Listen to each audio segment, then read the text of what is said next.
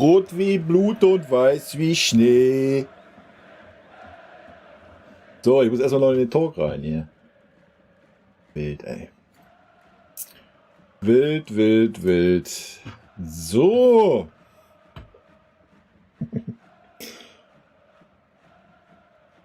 Was das Allerwichtigste ist, weil wir wissen, dass er ein guter Kerl ist. Genau, nur gute Kerle hier, oder? Ammo, Servus. Sini, Prost. Koyak, Servus. Emil. Bitte nicht Flick, Servus. Marco, auf geht's. Figno. Figno. Wild. Glück auf. Walderader, Servus. Sein Gefühl sagt, dass Bayern sehr schwere Jahre vor sich hat. Ja. Könnte passieren, ne? Wir werden es erleben. Sofern wir alt genug wären.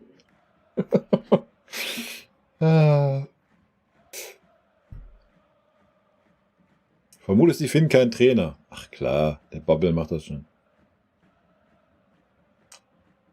What's up, Servus.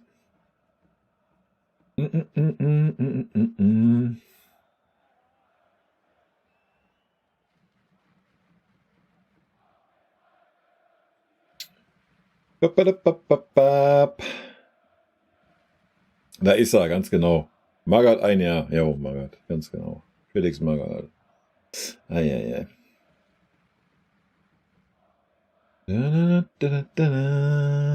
Ja, ich denke auch, das ist so die Quintessenz aus dem Ganzen. Wir geben ein Bild ab, das ist schon sehr professionell. Ich meine, wir entlassen den Trainer im Februar und sitzen nach Saisonende hier und haben immer noch keinen neuen Trainer. Ich meine, das ist ja jetzt prinzipiell erstmal nicht schlimm, wa? Aber ja, ich denke, der ein oder andere Verein wird schon seine Saisonplanung oder seine Transferplanung wahrscheinlich schon abgeschlossen haben und wir müssen darauf warten, dass wir endlich irgendwann mal einen neuen Trainer haben. Das ist schon wild. Oder wir planen jetzt den Kader und ja, auf wessen Grundlage? Keine Ahnung. Ganz wild. Ganz, ganz wild, was da gerade wieder abgeht bei uns. Ganz, ganz wild.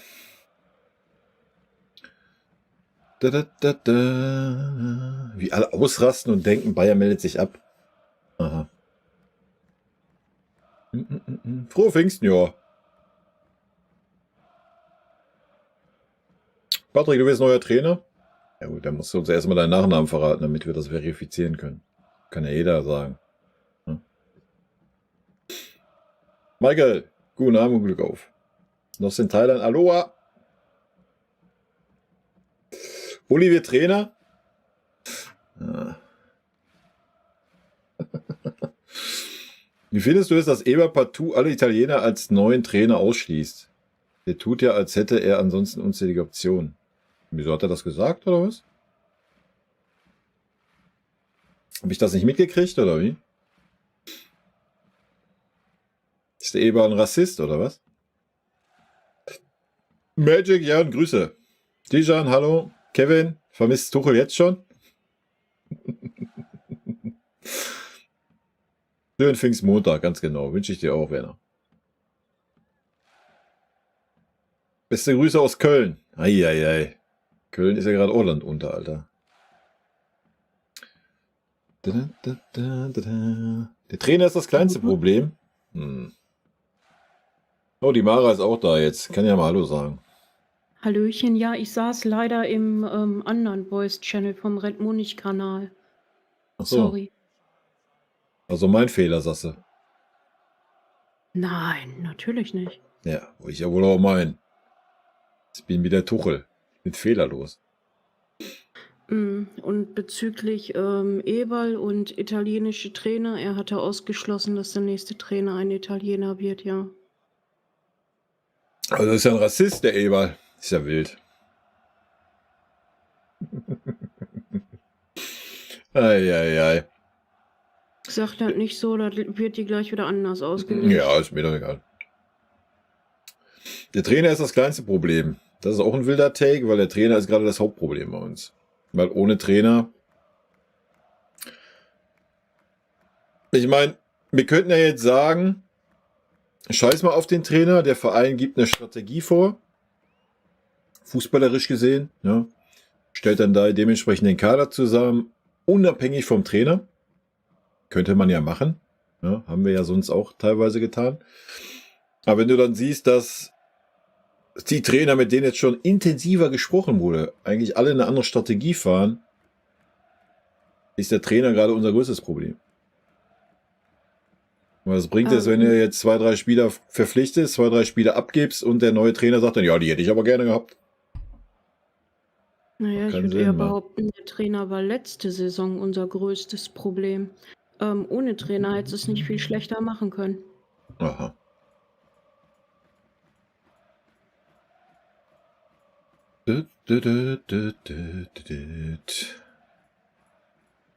Bietet euch auf Flick.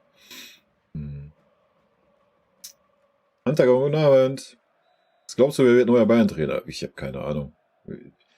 Wer immer sich jetzt hier hinstellt und sagt, ich weiß, wer neuer Bayern-Trainer wird, den kannst du ja nicht für voll nehmen. Wer soll das denn jetzt noch wissen?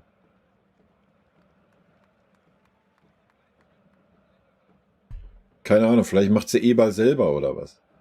Also, kann ja keiner ernsthaft jetzt sagen, das wird unser neuer Trainer. Also,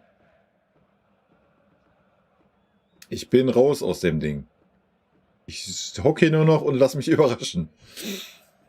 Also, ganz wild.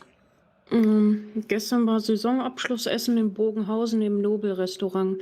Tuchel ist am Schluss besoffen mit dem Fahrrad abgehauen. Frank Neureuter, woher weißt du, dass er besoffen war? Hast du eine Messung vorgenommen? Weil er mit dem Fahrrad gekommen ist. Mädel, Leute, Glück auf und rein in den Bums. Frank, servus. Halten Sie es für möglich, dass der FC Bayern das gleiche durchmacht wie Manchester United? Mich jetzt echt gesiezt? Das ist ja eine Frechheit eigentlich. Nichts ist unmöglich bei uns gerade. Das ist heute das Thema. Ja, siehst du doch. Saisonende und noch immer kein Trainer.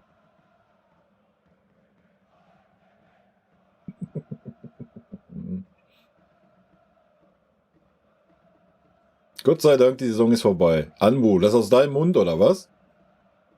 Pech. Aber Gott sei Dank ist sie vorbei, ja, sehe ich genauso.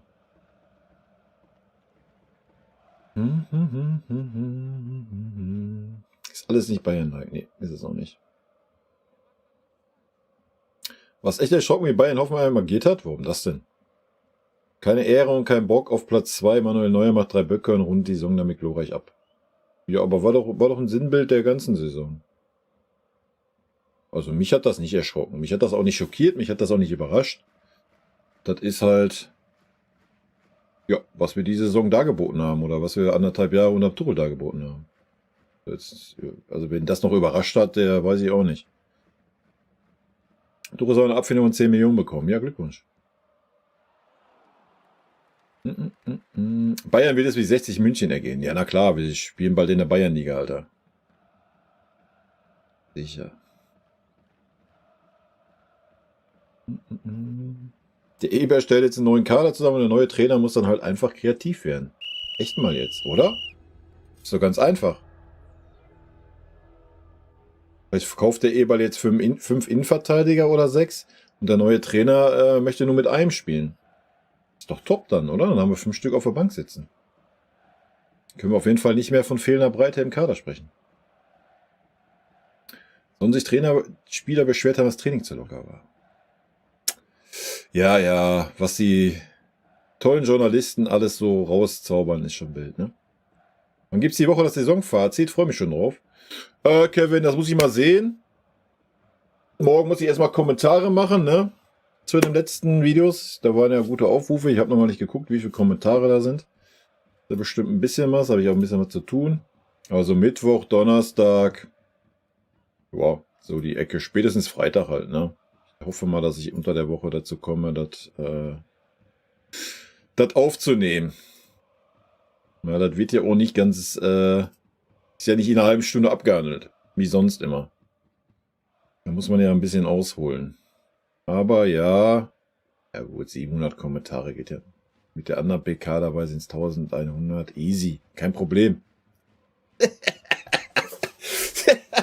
Also sagst du, wir sehen uns in einer Woche wieder, ja? Ja. Olli, Grüße zurück. Dieter, Servus. Bitte nur, dass es mit Bayern nicht so wie mit Manchester United ergeht. Ja, wir müssen ja den Teufel jetzt auch nicht an die Wand malen, wa? Immer mal ruhig bleiben. Wir brauchen halt erstmal einen Trainer und dann gucken wir mal weiter. Ist doch alles gut. Also viel schlimmer kann es ja auch nicht mehr werden, wie es die Saison war. Also vom Fußballerischen her. So schlecht war die Saison ja nicht, wenn man sich die Ergebnisse anguckt und die Platzierung und sowas. 3. Platz, Halbfinale Champions League, ist ja jetzt auch nicht irgendwie eine Saison, wo man sagt, ach du Scheiße, uns geht's jetzt wie 1860 München, wa? Grüße gehen raus an den tollen Kommentar.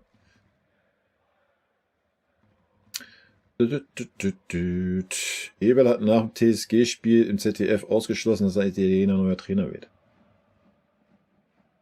Ja, ich meine, wir haben schon so viel ausgeschlossen und so viel war schon klar und keine Ahnung.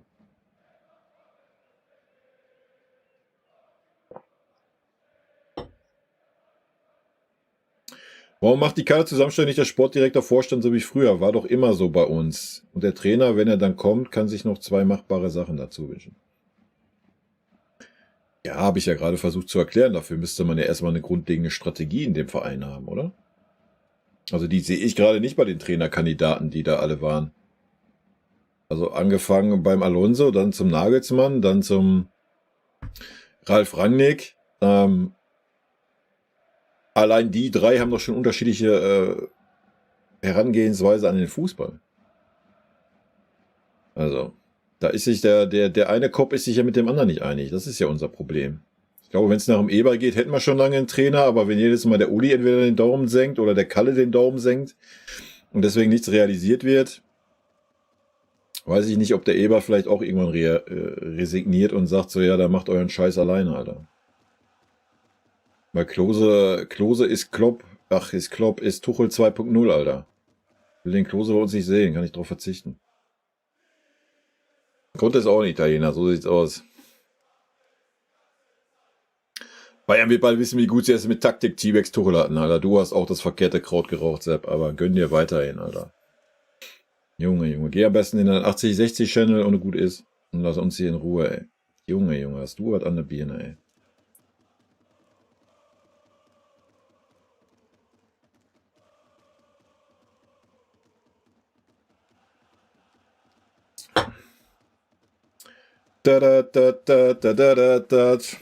Live-Chat in der Sommerpause. Klar. Wenn es was gibt, worüber es sich lohnt. Auf jeden Fall. Ich sehe schon kommen, dass Dortmund ihren Trainer feuert und der dann in Bayern trainiert. Was? Warum? Warum sollte Dortmund den A entlassen und B Bayern den dann holen? Das ist ein Dortmunder durch und durch.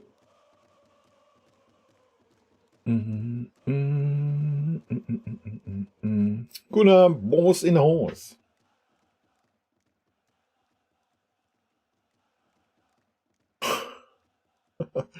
Du ist besoffen mit dem Fahrrad abgehauen, ne? Besoffen. Mal auch 3 Fußgänger umgenietet. Weil er an ein Bier geschnüffelt hat, oder was? Ich glaube, der trinkt gar keinen Alkohol.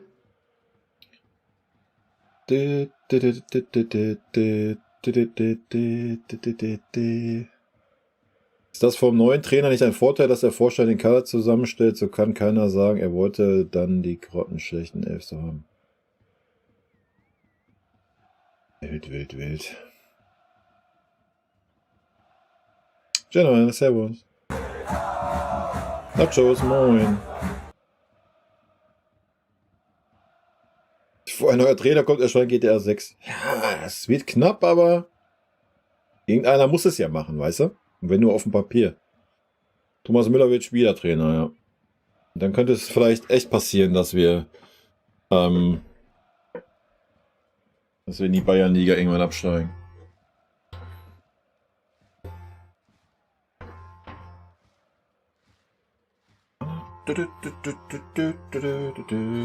Ja, das ist ja, was ich sage. Ne?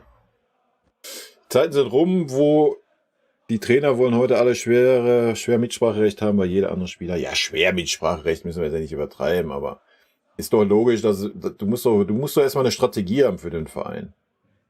Ist ja okay, wenn der FC Bayern sagt, wir wollen wieder guardiolischen Ballbesitzfußball haben, wir wollen 4-2-3-1 spielen, whatever, dann musst du danach die Spieler verpflichten und dann musst du danach den Trainer aussuchen. So, ganz einfach, ja. Aber nochmal, wir haben uns ja bisher mit Trainern beschäftigt, hier. So. Wenn man sagen würde, yo, wir haben diese Strategie, dann kannst du auch sagen, wir verpflichten danach Spieler. Ist ja alles fein, ja. Dann musst du dir aber einen Trainer besorgen, der diese Strategie hat, fährt. So, und nicht sagen, ich nehme mal den, dann nehme ich den. Ach nee, jetzt gehen wir dahin. Der eine steht für Pressingfußball, der andere steht für Ballbesitzfußball, der steht für Konterfußball. Hallo? Ja, das kommt ja auch noch dazu, zu der katastrophalen Bild, was wir abgeben. Du siehst ja noch nicht mal zur Linie. Also ich sehe keine Linie, die irgendwie sagt, ja, das ist unser Plan für die Zukunft, Alter. Das ist doch das Wilde. Ganz, ganz komisch. Ich glaube nicht, dass doch keine Spieler an der Angel sind. Wäre ja fatal. Ja, na klar, haben wir letzte Saison auch nicht geglaubt mit unserer Transfer-Taskforce, oder? Haben wir ja gesagt, bam, da kommen 5 neue Spieler. Was ist denn passiert? Was haben wir denn verpflichtet, Alter? Harry Kane. Hut ab. Und das war's.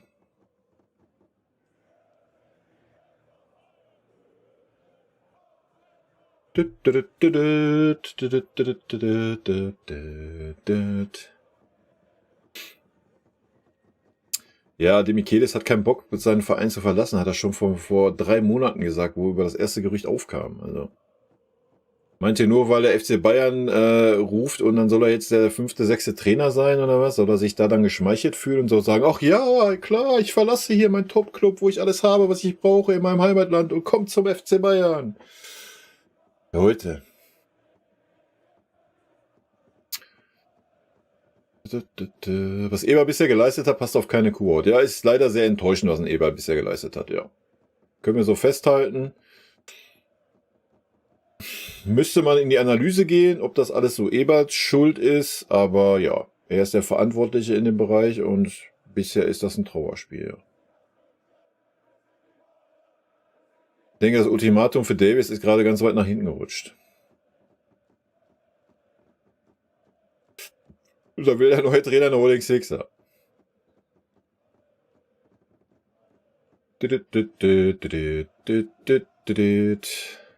Was arbeitest du beruflich außer YouTube? Ich bin C-Jugendtrainer.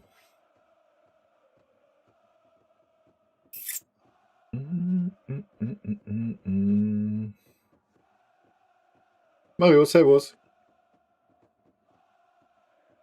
Jetzt haben wir vom VfB den Techniktrainer gut, den Herrn Weiß. Da soll noch mal einer sagen, wir kriegen nichts hin. Perfekt.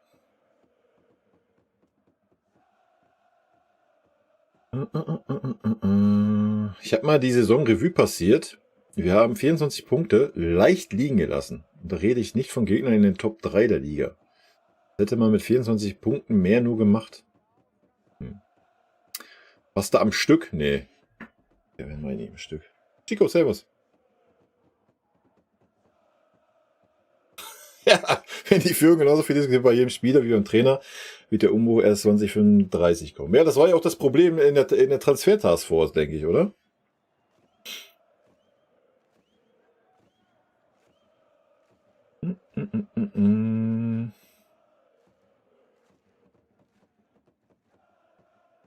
Kann es eigentlich sein, egal was bei uns passiert, als in die Öffentlichkeit gemacht wird, und das hat schon mit Bratzo und Kahn angefangen. Langsam wird das echt lächerlich.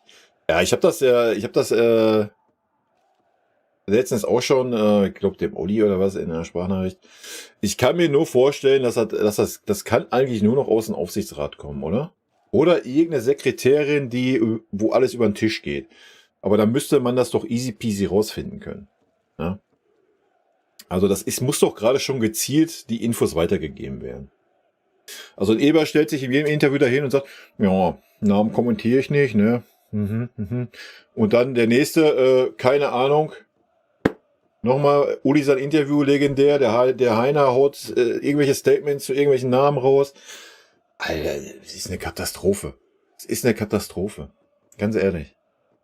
Also ich kann mir nur vorstellen, dass entweder der Uli selber was weitergibt oder der Kalle, wenn die den Trainer nicht haben wollen, um da irgendwie was reinzustreuen oder was. Und wenn das so wäre, wäre es ein Trauerspiel, ne? Das ist eine Katastrophe leider gerade.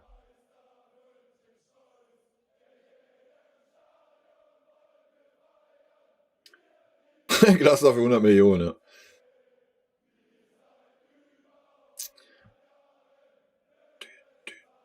Ja, aber warum sollte Van Gaal das machen für ein Jahr?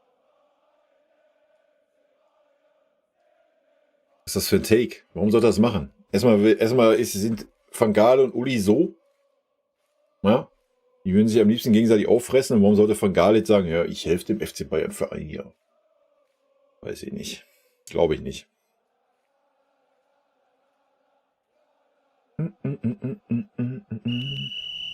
Nö, ich habe keine Wunschlösung. Ich habe ja gerade schon mal gesagt, du müsstest halt erstmal irgendwie eine klare Philosophie in dem Verein haben. Ja, ein klares Ziel, was du haben möchtest, und danach musst du halt einen Trainer suchen. Aber anscheinend haben wir das ja nicht. Und anscheinend ist es super schwer, zwischen den 4, 5, 6, 7 Leuten, die da alle anscheinend ein Mitspracherecht haben, obwohl wir ja einen Sportvorstand eingestellt haben, dem das allen recht zu machen. Wer hätte das nur gedacht, dass das schwer ist? Viele Köche und so, ne? Man weiß auch nicht, was sie wollen, Übergangstrainer oder ein länger bleibt. Wieso haben wir doch klar kommuniziert, oder nicht? Dass wir keinen Übergangstrainer wollen. Der Isolierer, moin nach Kiel. Glückwunsch zum Aufstieg.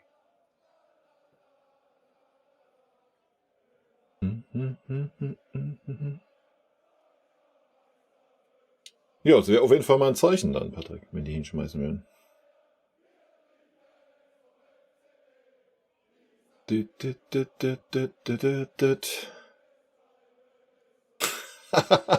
sieht dein Saisonfazit aus? Platz 3 ist ja schon fast ein Verrat an den Vereinswerten. Eieieiei. Ja. Mein Saisonfazit, da müsste ich ganz, ganz weit für ausholen. Also wie gesagt, sportlich ist es natürlich kein Untergang mit Platz 3 und Halbfinale in der Champions League. Aber das überdeckt natürlich ganz, ganz viel. Ja.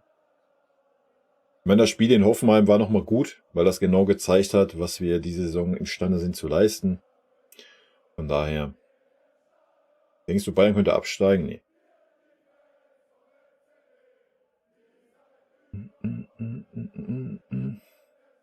Ja, aber im Punkteschnitt von Tuchel brauchen wir nicht reden, oder?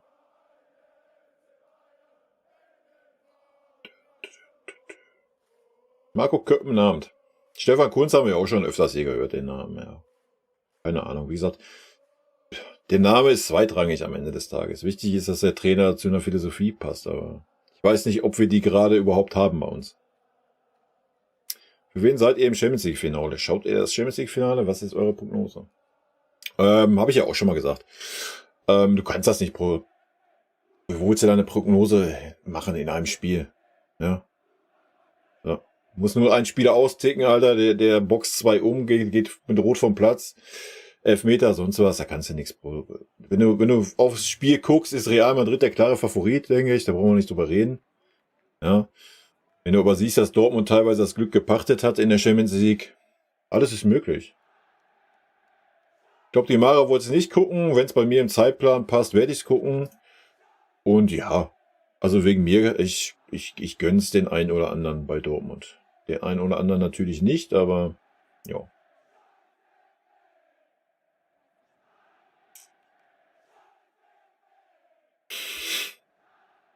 Möglich ist alles, Max. Möglich ist alles. Müsst ihr Thiago zurückholen? Nee, was willst du mit Thiago jetzt noch, Alter? Der ist tot, der Mann.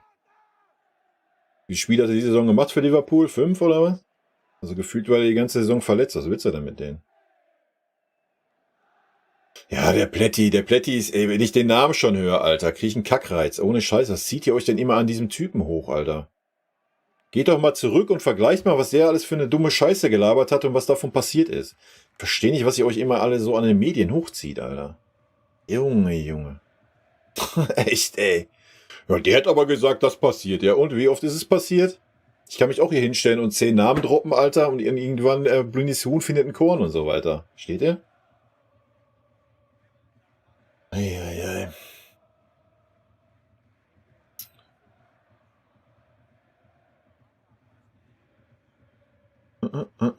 Muss man zwingend einen Trainer stellen oder kann man theoretisch auch ohne spielen? Das ist eine sehr gute Frage. Das kann ich dir nicht beantworten. Wahrscheinlich musst du auf dem Papier einen Trainer stellen, oder? Weil sonst hätte der Franz ja damals das Ganze auch machen können, ohne dass er einen Co-Trainer gehabt hätte, der offiziell der richtige Trainer war, weil er ja nur Teamchef war. Wieso kann ich bei gutem Angebot ziehen lassen? Auf jeden Fall. Und zwar gestern wie heute, Alter.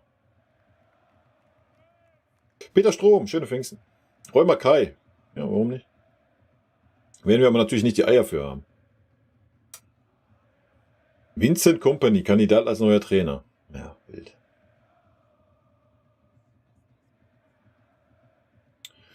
Ja, Sky weiß alles, ne? Genau, wenn ihr wüsstet, wen wir schon alles haben, als Trainer, Co-Trainer und Spieler, Leute, ihr würdet heulen für nächste Saison.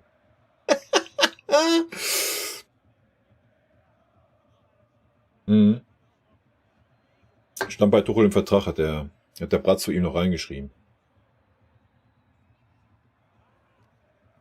Wild, ne? Mit Ulm und Münster. Einfach mal durchmarschiert, Alter. Rot-Weiß Essen ist ja eingebrochen. Ey,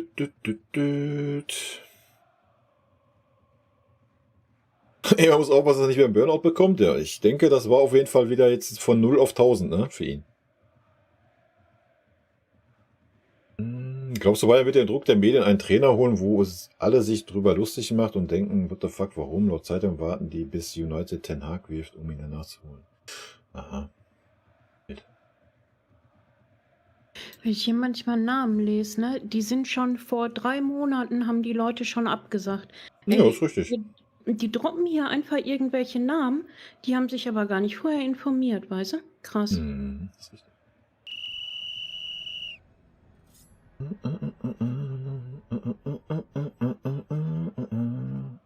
Ach ja, wie gesagt, ich reg mich nicht mehr auf.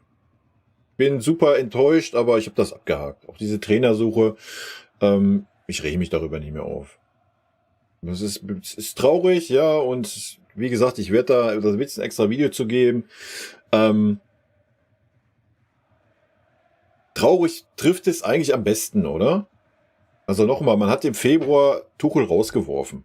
So, im Februar.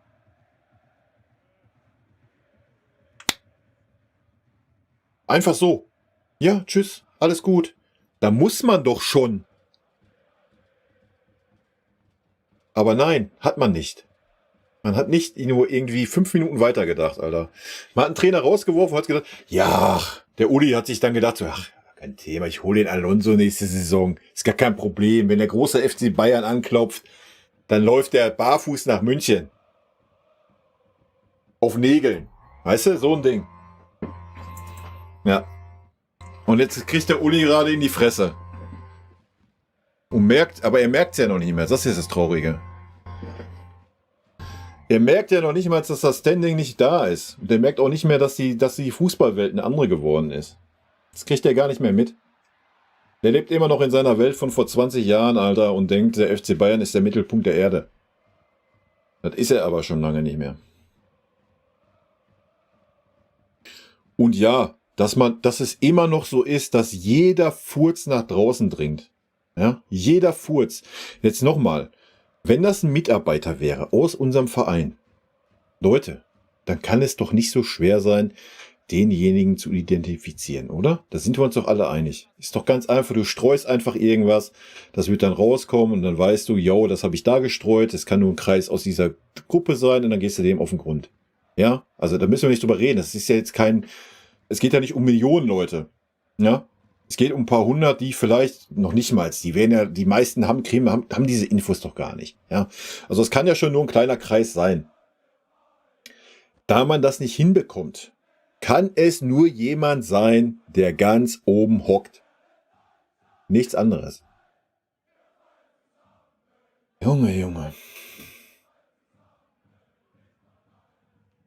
Christoph Daum hätte Zeit. Alter, der sieht auch aus wie tot. Der wird auch keine Saison überstehen, Alter.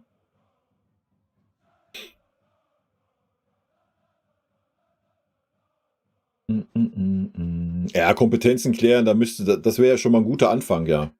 Aber du siehst ja, wo die Kompetenzen liegen. Patron Uli und Kalle, der ja seit der letzten Saison auch wieder im Aufsichtsrat sitzt, dank Uli. Das sind die Kompetenzen. Nochmal. Jeder, der das FAZ-Interview gesehen hat, der Uli hat es klar kommuniziert, wie es läuft. Eberl und Freund suchen Trainer. Wenn die einen haben, gehen die zum Aufsichtsrat, fragen, ist das okay? Macht einer den Daumen runter, ist der Trainer Geschichte. Und genau das siehst du. Genau deswegen läuft die Trainersuche so, wie sie läuft. Ja, Katastrophe.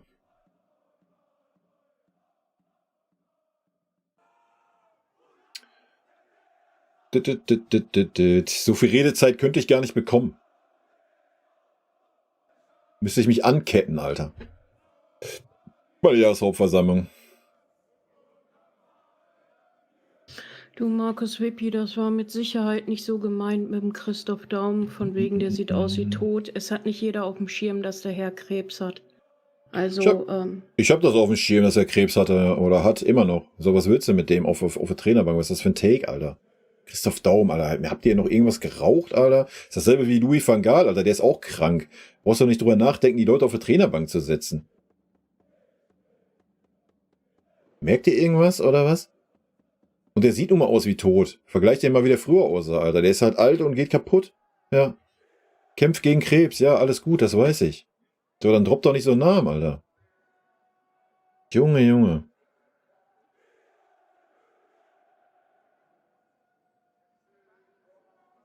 Und warum nicht eine Frau? Das ist mir völlig wurscht, ob das eine Frau ist oder ein Mann ist, der auf der Trainerbank sitzt, Alter.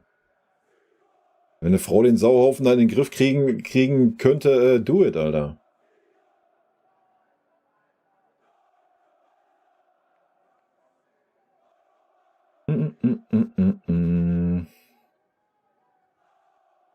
Ja, eben. Das hat der Demi aber auch schon vor Monaten gesagt, dass er nicht weg möchte bei River Plate. Wo das erste Mal die Diskussion aufkam oder das Gerücht aufkam, dass er nur in den erweiterten Kreis beim FC Bayern sein würde, hat er das direkt kommuniziert. Ja. Und ist auch völlig verständlich. Das Beste kommt zum Schluss, ja. Das ist genauso wie Gnabry schießt ein Tor heute. Ja. Gegen Real Madrid. Das ist genauso eine Aussage.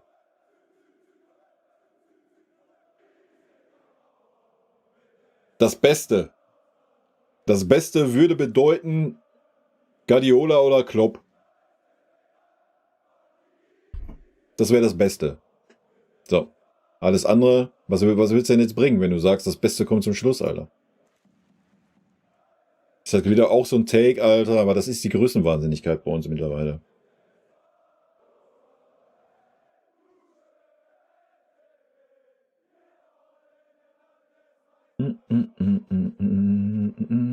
Dansko, da der Eberl ja gesagt hat, es will kein italienischer Trainer, ist es also keine Option. Ja, wir sind ein Weltverein, aber in der Führung sind wir gerade unterste Schublade, Alter.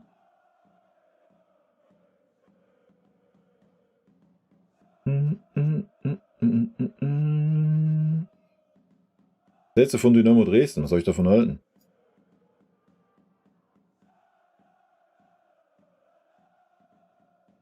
Ja, man darf generell nichts glauben, was in irgendwelchen Zeitungen steht, Alter.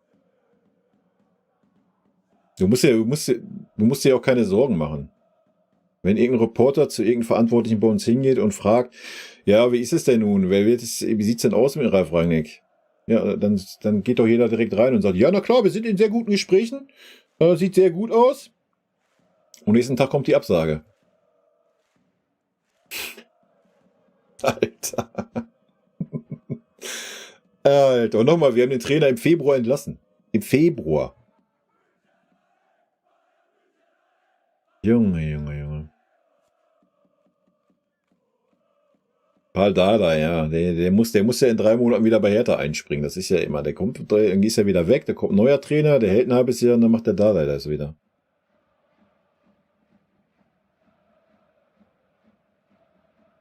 Ich weiß nicht, was die für Gedanken haben in der Führungsetage. Nochmal, es ist nur super traurig. Wir haben extra einen Sportvorstand eingestellt und dann wird er halt öffentlich, auch vom Uli Hoeneß, wird klargestellt, Eigentlich hat der nichts zu entscheiden. Eigentlich bin ich hier der Mann, der das alles entscheidet. Ja, und das ist super traurig, Alter.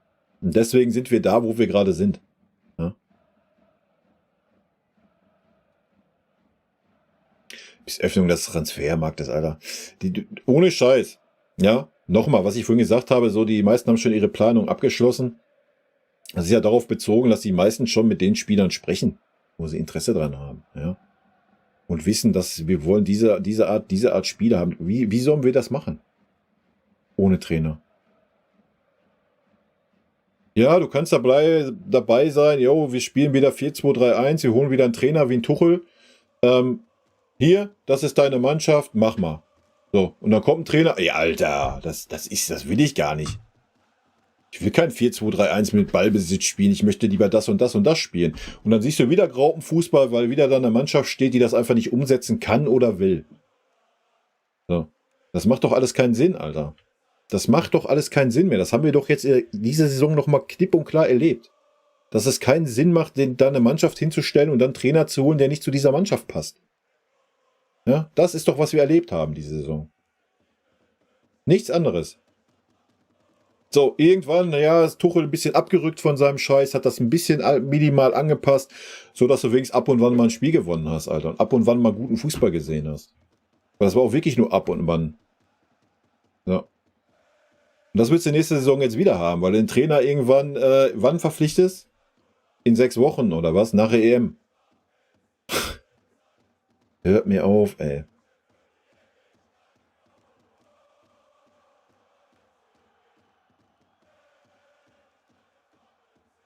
Ja, alle haben an Brazzo geglaubt, alle haben an Brazzo drauf. Der Brazzo ist schuld, der Brazzo ist schuld. Dann war der Neppe schuld, der Neppe ist auch nicht mehr im Verein. Und? Wo der Neppe noch da war, kam weniger raus wie jetzt, Alter.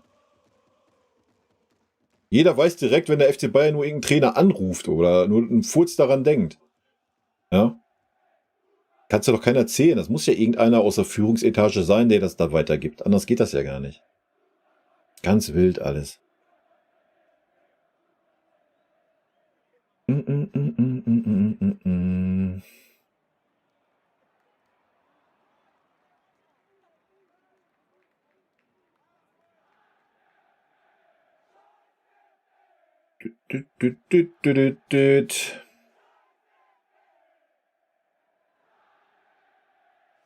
Ja, weil man nie damit gerechnet hat, dass man Nagelsmann nochmal zurückholen muss. Gerhard Berger. Deswegen hat man den nicht ausgeliehen zum DFB.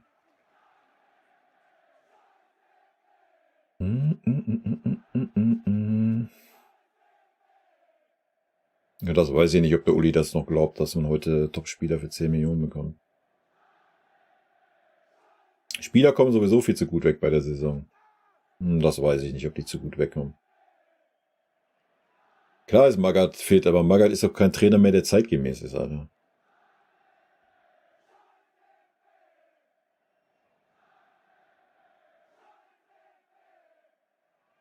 Fragst dich, ob Evers bereits bereut, bei Bayern zu sein? Keine Ahnung.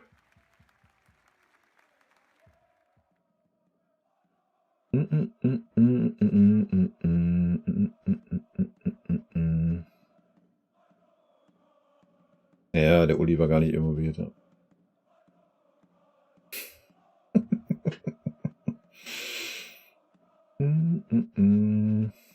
Stefan Kunz schon abgesagt?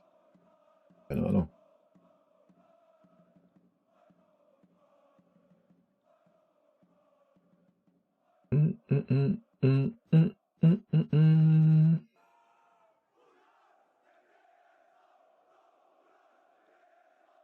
Ja, ist halt auch so, ne? Wenn du so einen Spruch raushaust mit dem Besten, kommst zum Ende, ja. Weiß ich nicht, keine Ahnung, frag mich nicht. Weil ich will mal den Trainer dann damit, ja, keine Ahnung, wenn du 5 Absagen eingehandelt hast, musst du dann vielleicht so kommunizieren. Keine Ahnung. Auf jeden Fall auch wieder wild. Ich sehe hier gerade so ein bisschen die Diskussion bezüglich einer Frau im Männersport, also auf der Trainerbank. Ich glaube, das wird nicht funktionieren. Ich hätte nichts dagegen, aber ich glaube nicht, dass die Herrschaften sich was von der Frau sagen lassen würden. Das weiß ich nicht.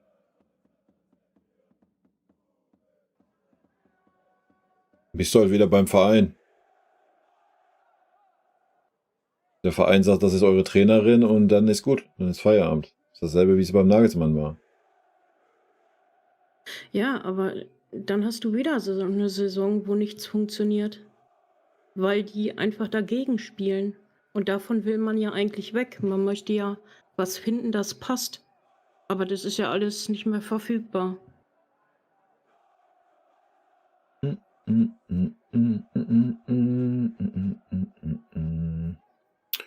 Das ist mir egal, ob ein Klopp oder Alonso kommen wird. Mich interessiert nicht, was in 2 oder 3 Jahren ist, Alter. Mich interessiert, was jetzt ist.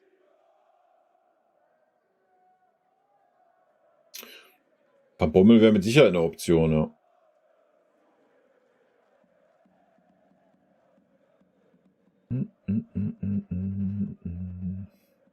Klinsmann.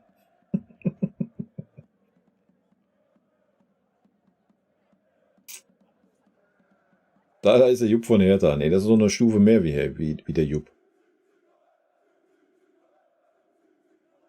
Wir müssen uns mal fragen, wer in diesem Verein eigentlich welche Aufgaben hat. Ja. Alles Eizel der Selbstdarsteller und genau deshalb gibt es auch das Maulwurfproblem. Ja. Aber wie willst du das ändern? Wie willst du das ändern? Das ist doch das Problem. Der Uli müsste ja erstmal selbst reflektieren und schauen,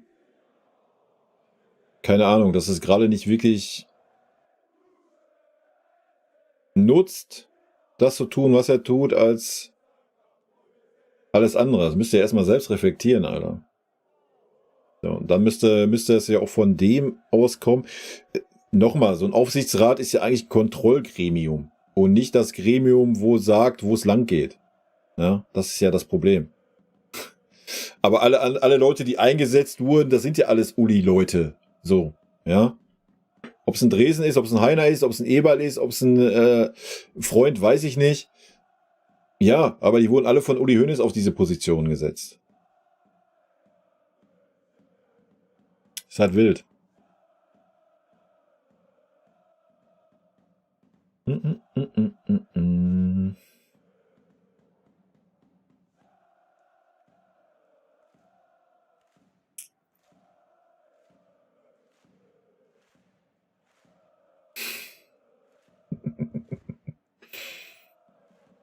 Hoeneß akzeptiert nur Heinkes und Guardiola als Trainer. Aha. Jetzt sind Umbruch bereits für gescheitert. Es wird auf jeden Fall schwieriger, ja. Die Frage ist ja, was will der Verein jetzt? Ja. Vielleicht wollen sie echt jetzt auf nächstes Jahr hoffen, auf den Guardiola, auf den Klopp und wollen jetzt gucken, komm, wir holen einen, der uns irgendwie Champions League-mäßig dieses Finale da oben irgendwas bringt, dann wird es keinen großen Umbruch geben. Ja. Aber dann hättest du auch schon längst mit Mourinho sprechen müssen, wenn du in diese Kerbe hättest gehen wollen. Aber Mourinho würde wahrscheinlich auch nicht sagen, alles klar, ich komme für ein Jahr und bin nach einem Jahr wieder weg. Das kann ich mir auch nicht vorstellen. Also alles ein bisschen schwer gerade, ne?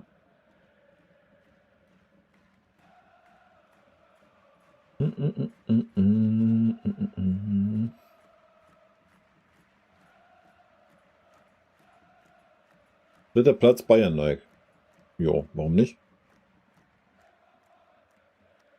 Höhne lebt noch in den 90ern. Ja, allein deswegen wird es ja keine Frau werden. Also, wie gesagt, hört euch das FAZ-Interview an, Alter, was der für eine Einstellung hat. Also, wenn da jemand eine Frau auf der größten Trainerposition bei FC Bayern akzeptieren würde, Alter. Wenn, dann ist es seine eigene Frau.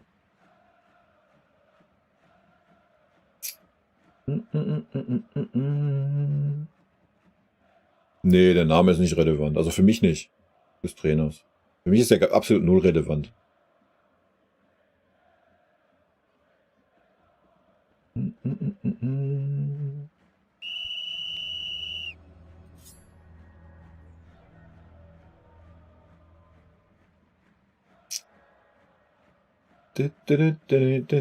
Rubisch hat immer einen guten Job gemacht, auch bei der U21 beim DFB und sowas.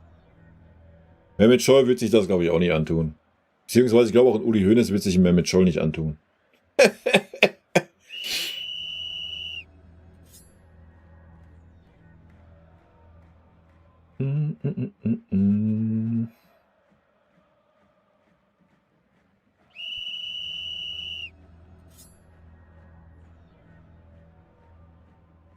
Ja, weiß ich nicht. Keine Ahnung. Wird halt auch auf die Frau drauf ankommen, wa? Wegen medialen Druck. Wie zufrieden bist du mit der Saison? 0. Hat aber nichts mit den Ergebnissen oder den nicht gewonnenen Titeln zu tun, sondern einfach mit der Art und Weise, wie wir Fußball gespielt haben.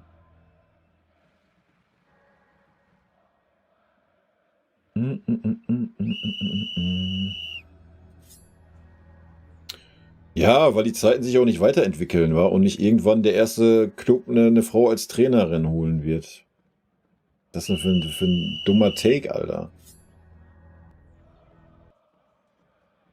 Nennt mal einen Top-Club, der von einer Frau trainiert wird. Richtig, gibt es nicht. Wer kommt denn auf so eine Schnapsidee? Alter Betty, ey. Vielleicht kannst du dich neben Uli Hoeneß setzen und mit ihm die Hand reichen, Alter.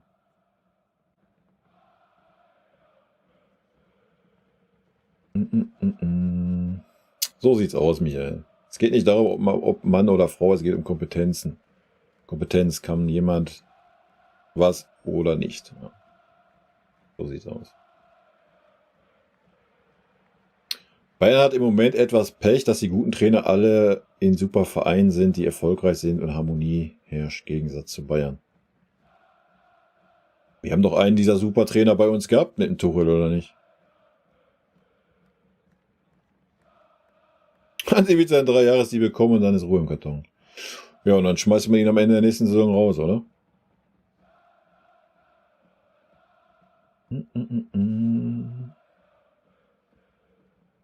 Ja, Markus Babbel hat doch gesagt, er macht's. Ist doch kein Problem. Er hat doch gesagt, einen Tag vor Transferende kannst du ihn ansprechen, dann macht er das für ein Jahr.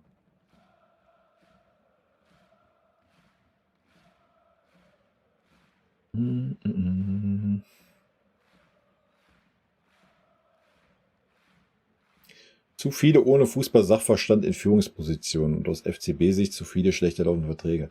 Also ich glaube nicht, man kann ja viele bei Uli Hoeneß und Karl-Heinz Rummenigge sagen, aber die werden schon einen Fußball-Sachverstand haben, würde ich jetzt behaupten. Also man kann denen ja viel vorwerfen. Das Ding ist eher, wie es ein Ammuffin geschrieben hat, dass sie alle so ihren Kopf durchsetzen wollen und ihre Selbstdarstellung fahren. Das ist so das Thema. Also ich denke, die werden genug Fußball-Sachverstand haben. Also wenn man das den beiden absprechen möchte oder auch im E-Ball, dann ist auch irgendwas verkehrt, oder?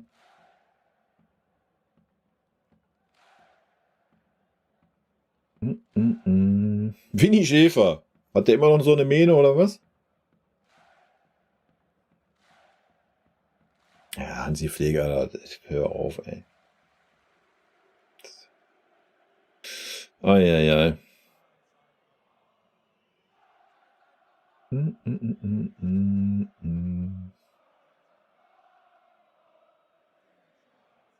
Ja, weil der Fußball einfach noch super rückständig ist, Dijan. Ja?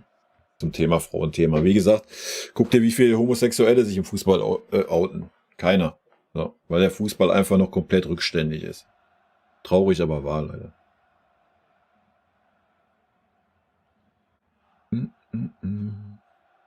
Ja, aber schreibt ihr alle mit Kahn hier? Habt ihr auch irgendwas? Was ist los? Jetzt hat der Uli Kahn denn als Trainer zu suchen? Also er hat noch nicht einen Trainerschein.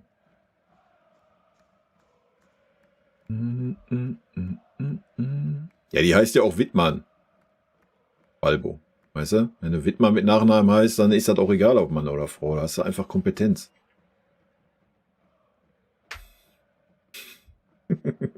Ja, unsere Führungsetage ist das größte Problem. Wir müssen da endlich mal, aber wie willst du das Problem ändern? Wie willst du das Problem ändern? Ich meine, guck mal, der Uli hat doch schon überall eigentlich seine Leute reingesetzt. Ja, habe ich ja gerade schon gesagt. Der Chrissy, also der Dresden, kommt, weil der Uli ihn da hingesetzt hat. Der Eber kommt, weil der Uli ihn da hingesetzt hat. Der Heiner ist schon lange da, weil Uli ihn hingesetzt hat, weil er Adidas die ersten Anteile damals gekauft hat. Also da sitzen schon überall Uli-Leute. Also eigentlich sollte das ja schon sein, ja, wir haben alle dieselbe Meinung. Wir sind alle Uli-Jünger und laufen mit Scheuklappen und haben dieselbe Meinung. Sollte man von ausgehen, oder? Und trotzdem kriegen wir es nicht geschissen was haben wir jetzt? In über 3 Monaten einen Trainer zu finden, der dann allen zusagt. Also ganz wild. Ganz, ganz wild.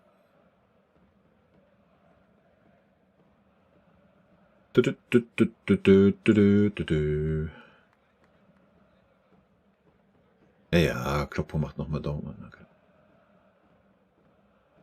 Genau. Roman Loda hat man Greenkeeper auch gleich mit dabei.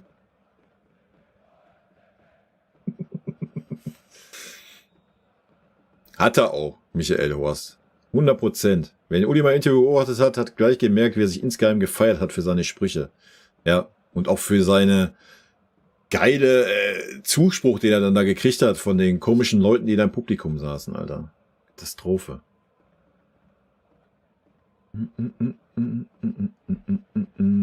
Klopp ist Dortmunder, Alter. Das ist der dummste Take, den ich hier höre, Alter. Sorry. Der dummste Take. Ich muss einen Klopp auch nicht unbedingt wegen seiner BVB-Vergangenheit bei uns sehen. Aber dass der Klopp noch Dortmunder ist der dümmste Take, den ich je gehört habe. Erstmal war der Klopp durch und durch Mainzer. Ja, war dann ein paar Jahre in Dortmund, ja, hat den Verein gelebt, weil der Klopp jeden Verein lebt, wo er ist. Guck dir an, was jetzt in Liverpool los ist. Ja, dann ist er wohl eher Liverpooler, als wie er Dortmunder ist. Ja, um das mal klipp und klar zu sagen. Leute, Alter. Der Klopp lebt halt jeden Verein, wo er ist. So. Das ist halt das krasse Gegenteil von so einem Tuchel, der immer den Eindruck macht, ja, ist mir alles scheißegal, was das für ein Verein hier ist. Aber jetzt zu sagen, der Kloppo ist Dortmunder. Alter, was ein dummer Take. Sorry. Muss ich euch leider ziehen, diese Illusion, Alter.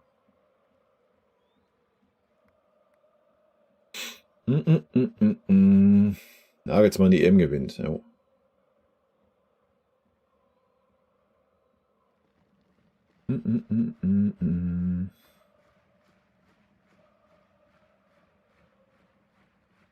Ja, wie gesagt, man wird ja einen Trainer bekommen. Also es geht ja nicht darum, dass wir keinen Trainer bekommen. Irgendwann wirst du dann in den sauren Apfel beißen müssen und nimmst halt, ja, Hansi Flick, der dann dankend sagt, jo, ich bin's, Alter. Hätte mir von Uli nach den harten Jahren, die hatte mir Demut gewünscht. Ja, vor allen Dingen, wenn man auch gesehen hat, wie der Verein ihn in diesen Jahren und die Fans unterstützt haben. Ne?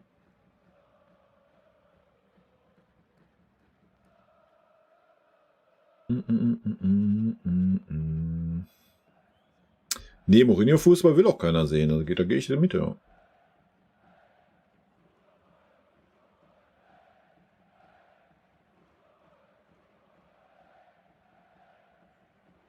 Was soll ich dazu sagen? Alter, das sind normale Summen im Fußball. Alles gut. Was hat der Tuchel bei uns verdient? 12, 13, 14 Millionen? Also hat man 3 Millionen gespart aufs Jahr gesehen, oder was? Keine Ahnung. Was soll man dazu sagen? Wird sich darüber jetzt noch echauffieren? Der Zug ist lange abgefahren, Alter. Wir haben 20 Millionen oder 25 Millionen Ablöse für Nagelsmann gezahlt, den wir dann 1,5 Jahre bei uns hatten. Also, was sollen wir uns da über eine Abfindung... Ich möchte nicht wissen, wie hoch die Abfindung für Nagelsmann war. Ja? Die war wohl ähnlich, wenn nicht höher mit seiner Laufzeit von noch 3 Jahren. Also.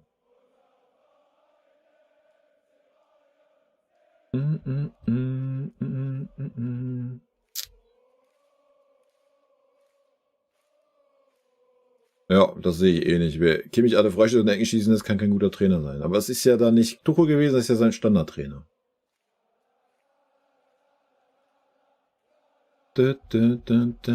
Zaungas, guten Abend. Ja, aber nochmal, wie willst du die Vereinsspitze auswechseln? Das ist ja ein Ding nur Möglichkeit bei uns mittlerweile.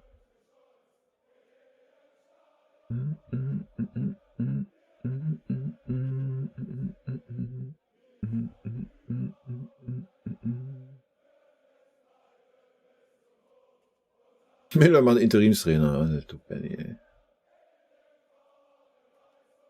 Dennis, grüß dich.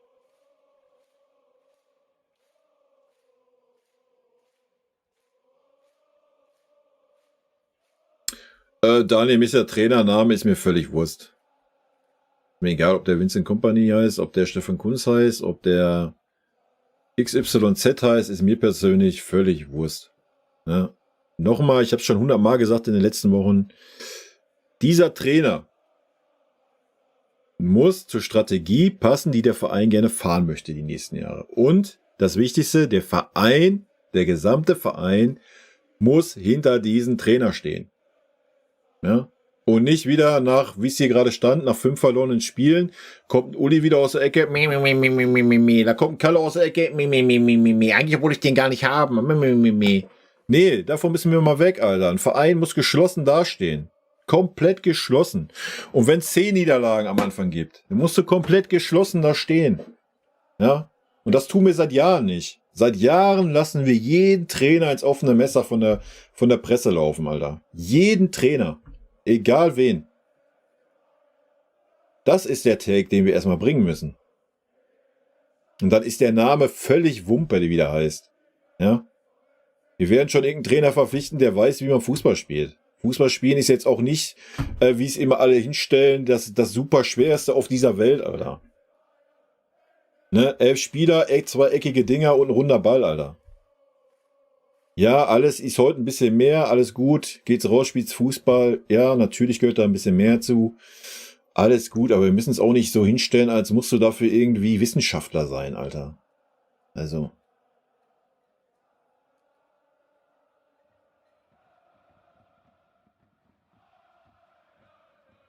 Der Hoeneß war ja von Anfang an schon Kandidat, man hat ihn nur nicht angefragt. Und nein, ich glaube nicht, dass der Bock hat, zu uns zu kommen. Sag ich euch, wie es ist.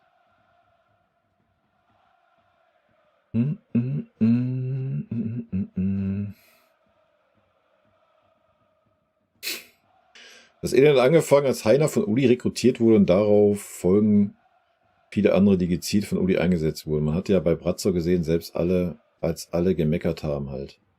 Uli versuchte schön zu reden. Ja, aber es ändert ja auch nichts. Habe ich ja gerade auch gesagt. So, du hast ja jetzt überall Uli-Leute sitzen. Und trotzdem werden sie sich nicht einig, um einen Trainer zu verpflichten, oder was? Wild, oder?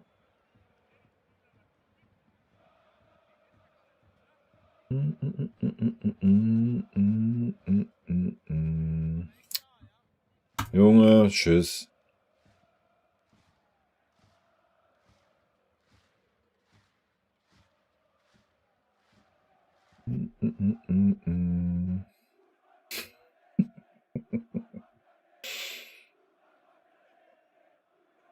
Ja, natürlich kommt Klopp nicht zu Bayern. Also. Wild.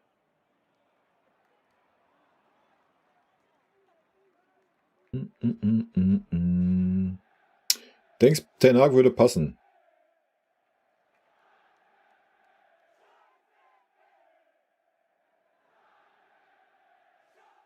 Der FC Bayern, Uli Hoeneß hat für die Zukunft mit Freund und Ebert Top-Leute an Land gezogen und jetzt kommen halt die nächsten Schritte. Ah, die da wären.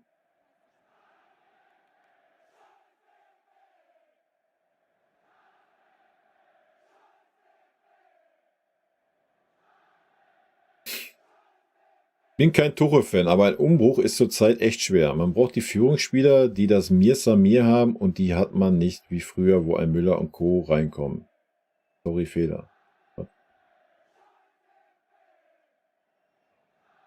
Aber was ist denn heute mit YouTube los? Der sperrt hier sogar deinen Bot. Ja, dann ist das so.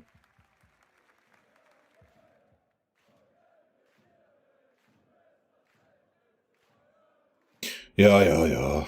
Zum Klopp-Tape sage ich nichts mehr, Leute.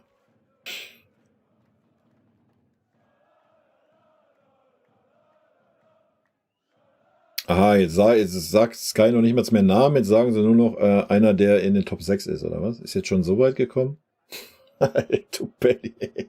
Ja, der FC Bayern ist im Gespräch mit jemandem aus der Premier League, der in den Top 6 ist und jemand aus Italien, der in den Top 10 ist und aus Spanien, der unter den Top 3 ist.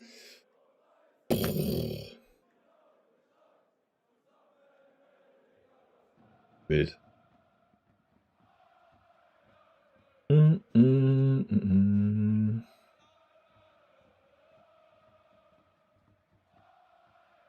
Ja, mich wäre auch für Urlaub am Meer, 3 Wochen wären schön.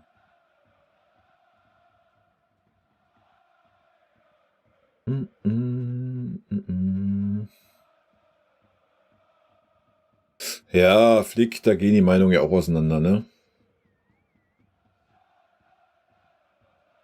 Ich denke auch, dass die Meisterschaft die nächsten Jahre offener sein wird. Oder vielleicht auch nicht, wenn Leverkusen weiter so marschiert, wird es auch nicht offen sein. Dann wird Leverkusen die Mannschaft sein, die dominiert in der Bundesliga. No. Strategie des Vereins, der war gut, ne?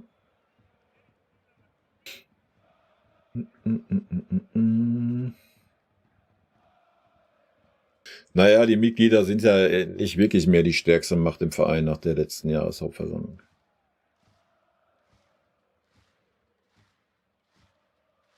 Weil da ja wilde Sachen verabschiedet wurden mit 1000 Mitgliedern in der Halle von 300.000 Mitgliedern. Ja. Da wurde die Macht ganz schön weit beschnitten. Könnt ihr gerne mal googeln, wenn ihr euch damit auseinandersetzen wollt.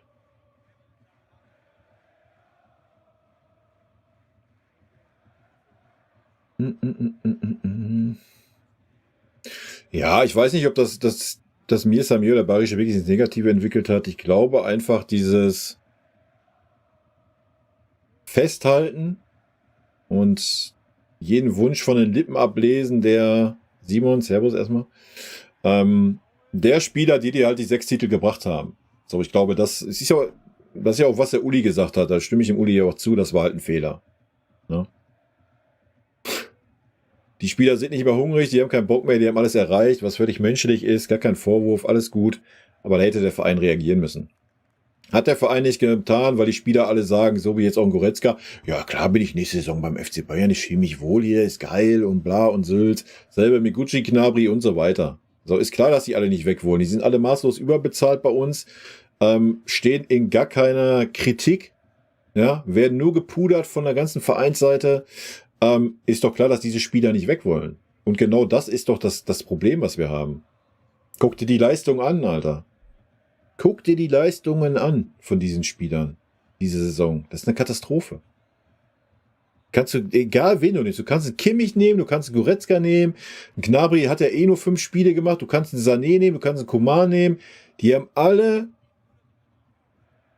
ihre 5 bis 10 guten Spiele gemacht. Ansonsten der Rest entweder kompletter Müll oder auf unterster Ebene durchgezogen. Da hat auch keiner mal Verantwortung übernommen. Wo? Keiner. Keiner hat Verantwortung übernommen. Nee, dann gehen sie, verpissen sich lieber in der Kabine, anstatt sich noch bei den Fans zu stellen in Spielen, wo sie sang- und klanglos auswärts untergehen. Ja, das ist der Charakter dieser Mannschaft. Max, mit deinem Uli ist nicht der Schuldige, das sind Bratzo und Kahn, da die nur Scheiße gebaut haben. Das ist so eine Meinung, die hast du auch exklusiv für dich, ne? Jo, jeder wie er meint, Alter.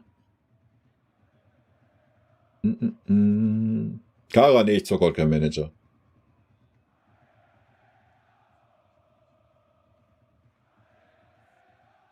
Ja.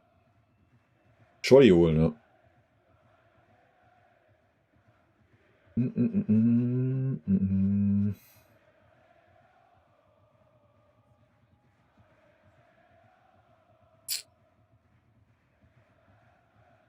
Das wird lustig in den nächsten Jahren. Der Höhepunkt des Dramas kommt erst noch. Ich glaube auch, dass er noch kommt.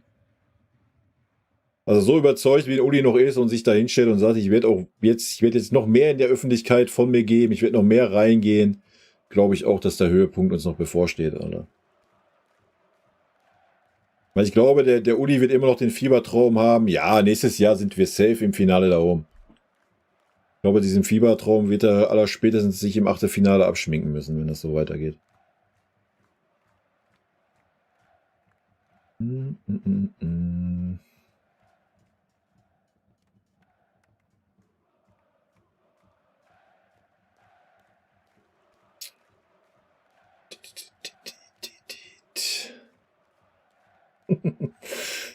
Schon wilde Takes hier heute, ey.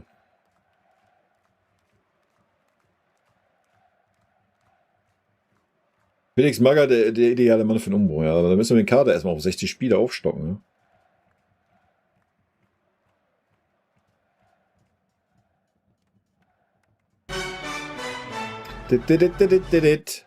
Didi Hamann supportet mit 2 Euro. So, meine sehr geehrten Damen und Herren, hier ist Didi, euer Sky-Fachexperte. Es geht ja heute um die neue Trainierposition beim FC Bayern. Ich stände zur Verfügung, habe zwar hier und da mal ein paar Macken, aber für eine Saison wäre ich zu haben. Didi, ist sehr beschämt, dass du hier nur 2 Euro reinwirfst, ne? Also bei deinem Gehalt, was du bei Sky abkassierst, Junge, frech. Ist Neuer noch der beste deutsche Torwart? Wahrscheinlich nicht aktuell, oder?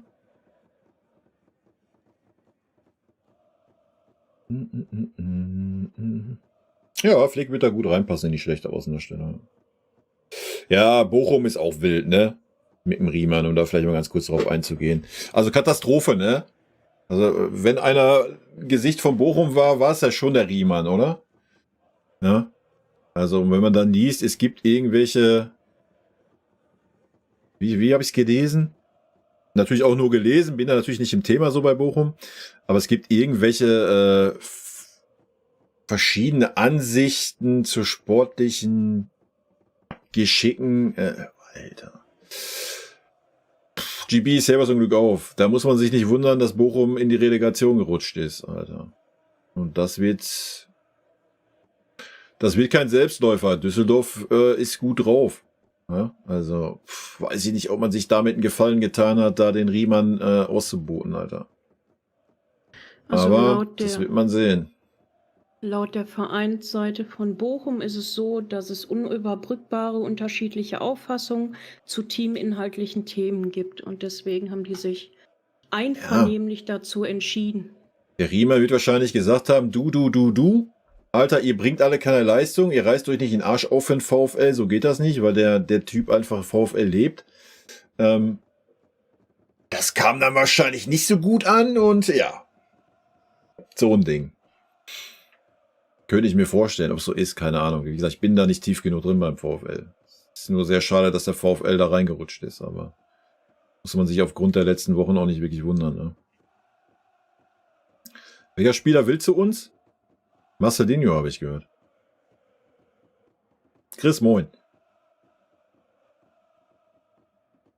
Ja, Sané wird eingeflogen zum ersten Vorrundenspiel von Deutschland, Alter, oder? Der wird direkt eingeflogen per Heli. Der landet auch im Mittelkreis dann 5 Minuten vor Anpfiff. Und in der Halbzeitpause wird er ausgeflogen, damit er sich warm halten kann im Heli, weil der vorgeheizt ist auf 33 Grad. Und dann wird er wieder eingeflogen zur zweiten Halbzeit. So ein Ding.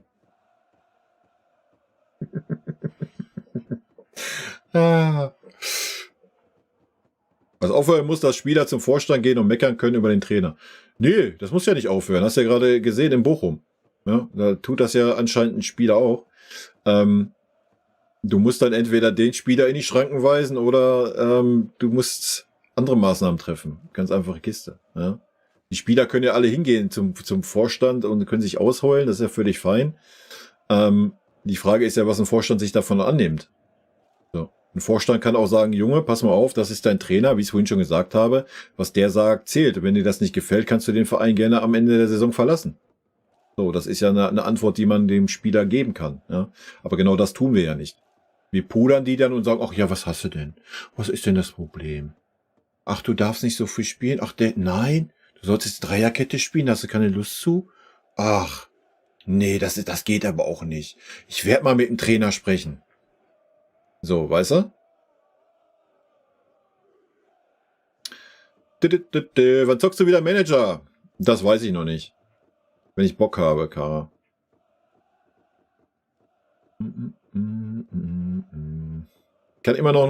Ich kann immer noch verstehen, weswegen noch mal ein Gespräch mit Tuchel gesucht wurde, um sich dann nicht zu einigen. Ja, aber dann kommt ja der Take von Eber noch krasser, oder? Das Beste kommt zum Schluss. Hat er genau einen Tag danach dann von sich gegeben, oder was? Ganz wild. Ich habe deinen Kommentar leider nicht mehr gelesen. Ich habe nur gelesen, du bist nicht schlau aus dem Livestream. Macht ja nichts. Kannst ja abschalten. Tschüssi.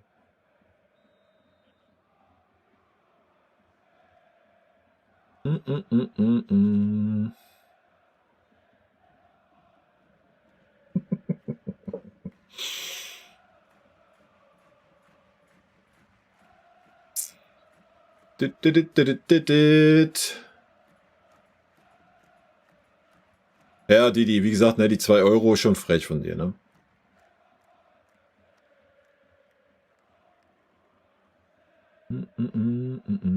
Aber danke für die 2 Euro natürlich. Ist eigentlich irgendein Trainer noch im Gespräch? Ja, haben wir doch gerade gelesen, GB. Vincent Kompany, angeblich. Keine Ahnung, ich weiß es nicht. Ich habe nichts gelesen. Der Verein bräuchte einen Umbruch, den wir uns nicht mal finanziell leisten können. Das macht mir so Bauchschmerzen, finanziell nicht zu stemmen, und die desolate Außendarstellung hat uns auch vieles verbaut. Ach, das weiß ich gar nicht. Das weiß ich gar nicht, ob der finanziell nicht zu stemmen ist. Ich glaube, der ist schon finanziell zu stemmen. Man muss ja nicht immer anfangen und irgendwelche Leute wie Theo Hernandez für 80 Millionen verpflichten wollen. Ja, dann müssen wir einfach auch dann mal davon wegkommen.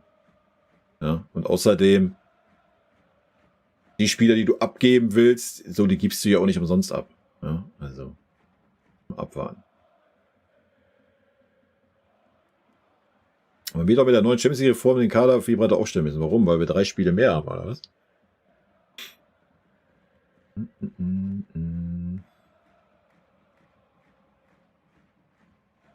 Das weiß ich nicht, ob Bruno Fernandes kommen soll. Will Servus.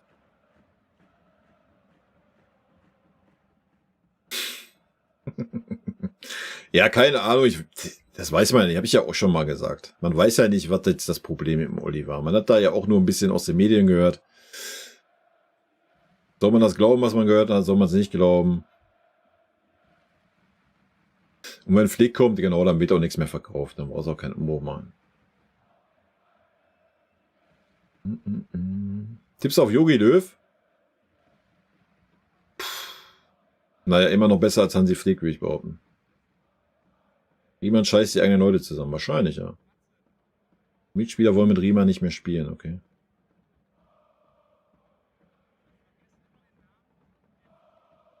Das glaube ich nicht, dass der Tuchel zum Tegernsee radelt.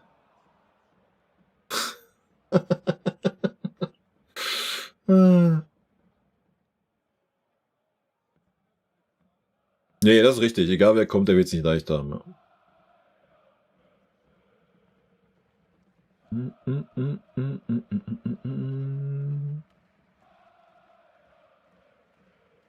Ja, aber glaubst du, ich lese den Take jetzt schon öfter mit dem Magath. Glaubt fast, Magath sollte übernehmen und den Spielern volle Einsatzbereitschaft und Disziplin beibringen. Glaubt ihr denn ernsthaft, dass sich so ein Goretzka, Kimmich irgendwas von so einem Magath sagen lassen würde, der Magath würde sie wahrscheinlich nicht aufstellen dann. Das wäre der Unterschied zum Tuchel vielleicht. Ja. Aber nochmal, die Zeiten des Felix Magaths, gerade bei gestandenen Spielern, die sind vorbei, Leute. Kann ich mir nicht vorstellen, dass das klappen würde. Bochum ist am Papier besser als Düsseldorf. Ja, am Papier ist Real Madrid auch schon Champions League-Sieger, oder?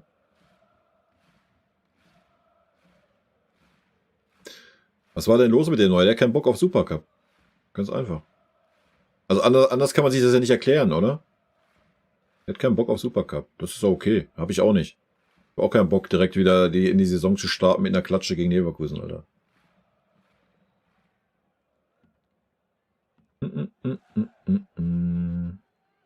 Ich äußere mich zu anderen Themen, außer Fußball, aber halt nicht hier auf dem Kanal, wa?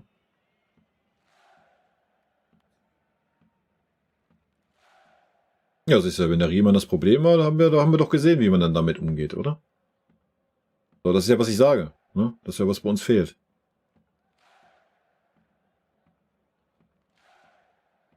Ist die Sache zwischen Mourinho und Besiktas fix? Keine Ahnung.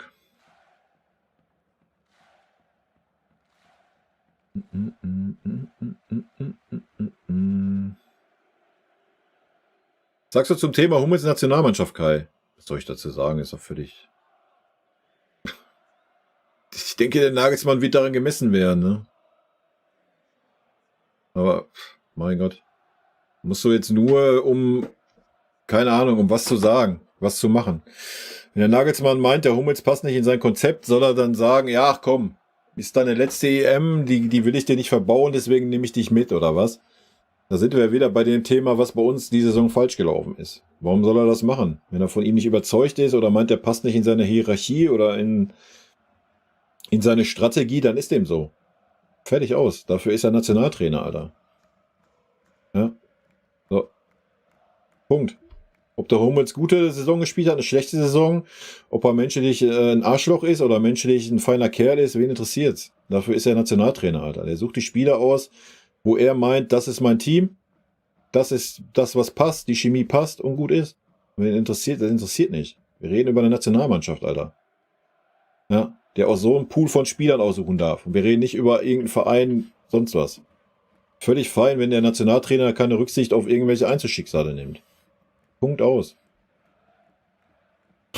Dass ihm das auf die Füße fallen kann in der heutigen Zeit, dann keine Ahnung. Wenn der Tar und was weiß ich, wer da spielt, Schlotterbeck hat er den mitgenommen. Ich habe keine Ahnung, ich bin nicht drin in der Nationalmannschaft. Aber lass da irgendeinen im ersten Spiel irgendeinen Fehler machen oder noch schlimmer im Achtelfinale, du scheidest aus, weil ein Innenverteidiger sich einen Fehler erlaubt, ja, dann wird der Nagelsmann wahrscheinlich an die Wand genagelt werden, weil er einen Hummels nicht mitgenommen hat. Ja, so.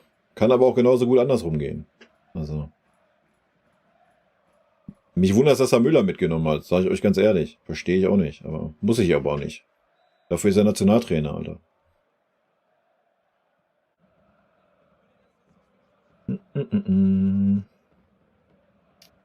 Müsste ich gucken, wen er sonst mitgenommen hat als aus der Innenverteidigung. Ob da wirklich einer bei ist, der jetzt super schlechter war wie der Hummels diese Saison. Also.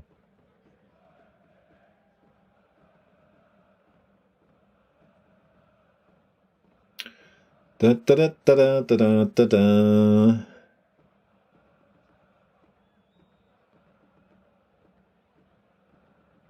Willst du den Hummels in der Nationalmannschaft, sollen dafür Tar oder Rüdiger raus, die eine überragende Saison spielen? Ja, keine Ahnung. Wie gesagt, ich bin da auch nicht drin im Thema Nationalmannschaft. Ich werde mir die Spiele angucken in der Vorrunde, ja, na klar. Logisch. Werde da auch da mal meinen Senf zugeben, aber da muss ich mal gucken, ob die mich nochmal irgendwie catcht, die Nationalmannschaft. Bin da seit Jahren raus aus dem Thema. Das Beste kommt zum Schluss und dann kommt er mit Flickmagert oder Bubble. Das wäre schon wild, ne?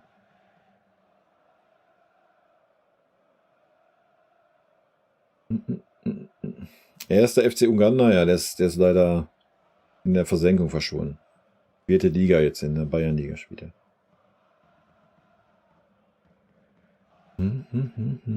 Antagon, genauso sieht's aus. Und nochmal, wir haben doch da auch schon Spieler verpflichtet, Alter. Ja. Wir haben doch Spieler verpflichtet schon. Ist doch nicht so, dass wir keine Spieler haben, selbst wenn wir jetzt 5 Spieler abgeben würden.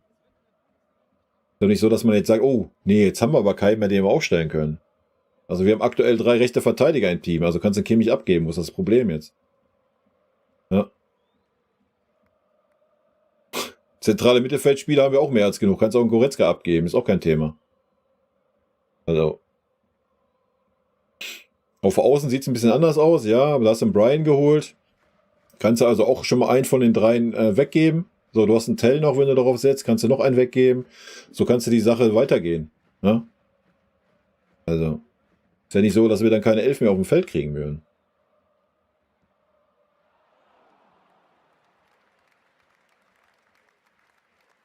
Ja, ich bezweifle das auch langsam mit dem Umbruch. Es ist halt schon schwer ohne Trainer, der sagt, ich möchte den Spieler aber gerne haben. Das soll der Anführer meines Teams sein. Gerade wenn wir über diese gestandenen Spieler, Kimmich, Goretzka und so weiter reden, ne? Ist halt wild.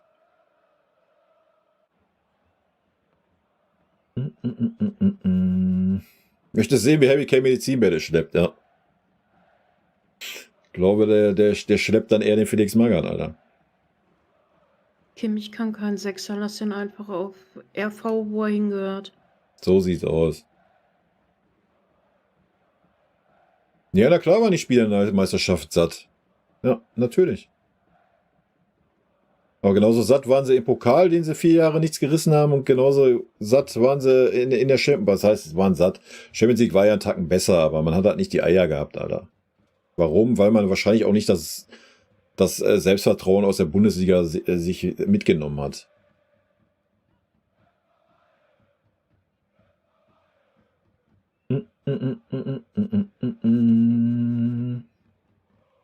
Wer ist mit Horst Rubisch? Ja, okay, ein guter Trainer.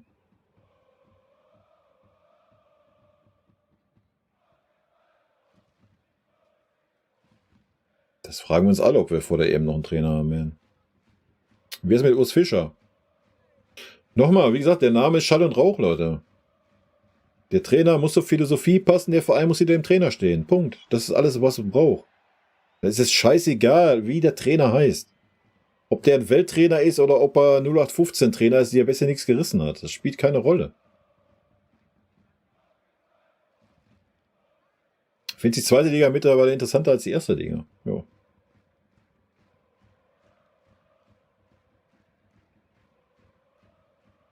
Naja, warum soll denn der neue Trainer Bezug zum Verein haben, GB?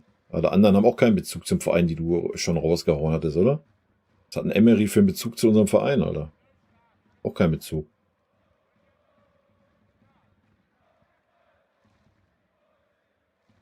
Wie viele Spieler müssten weg, damit wir vom Neuanfang sprechen? 5. Minimum. Plus in einem Jahr Neuer und Müller. Deswegen ist es ja eigentlich auch so wichtig, dass du diese Saison schon mal anfängst. Ja? Überleg mal, du vertagst das auf noch ein Jahr weiter. Da musst du wirklich die ganze Mannschaft runterneuern, Alter. Dann wäre das, als wärst du abgestiegen und alle Spieler gehen weg und du musst alle neu kaufen. Weil nächste Saison ist ein Neuer und Müller müssen weg sein, müssen ihre Karriere beenden, Feierabend machen. Punkt. Ja, da brechen nochmal 2 Führungsspieler, Säulen, wie auch immer, weg. Aus dieser Mannschaft. Das wäre ja ganz wild, wenn du dann nächste Saison dann noch anfängst und dann erst sagst, ja, ich stelle die anderen auch in Frage, hau die auch noch weg. Alto Belli, dann wird es aber wirklich schwer.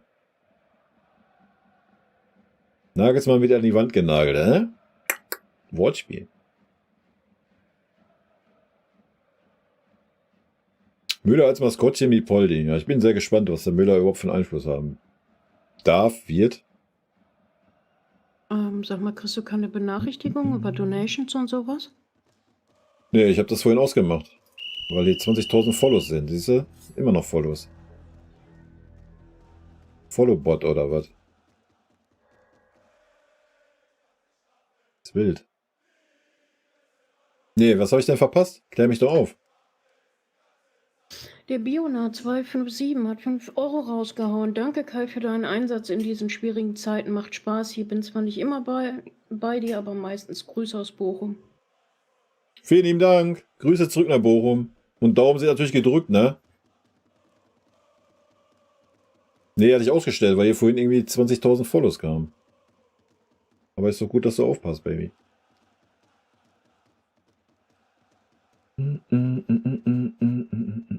Ach, es gibt mit Sicherheit in unserer Jugendabteilung einen Trainer, der eine Fußballlizenz hat, wa?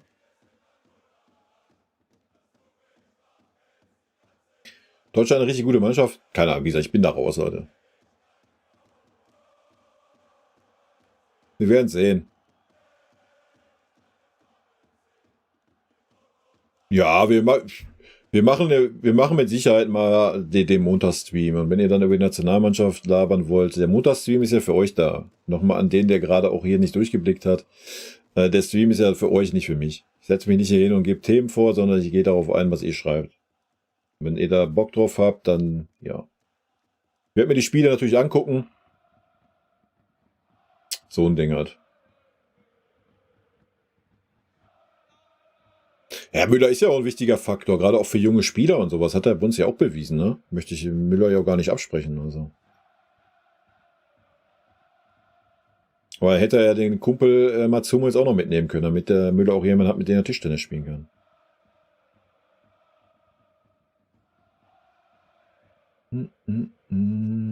Ja, wie Proxyax, wir können gerne wieder Statistiken rausholen. Können wir gerne mit anfangen.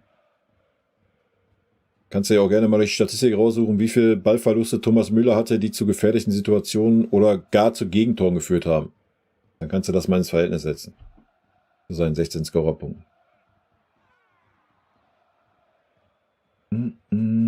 Ja, na klar, die Monopolstellung von Manuel Neuer ist genau das Problem, was wir seit Jahren haben. Es ist dasselbe wie die Monopolstellung von Leon Goretzka, Josua Kimmich, Leroy Sané, Serge Gnabry, das ist alles ein und dasselbe. Ein und derselbe Bums. Ja. Ja, wie gesagt, Spieler sind genug da. Opa und Kim, ja, wenn du einen Tag kriegst, wenn du da Interesse dran hast, ja, do it.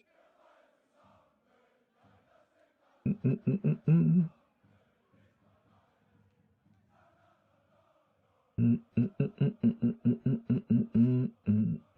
Leute, ey, wenn ihr den Namen Christoph Daum droppt, dann informiert euch vorher, sonst lasst das doch komplett sein. Das ergibt doch gar keinen Sinn.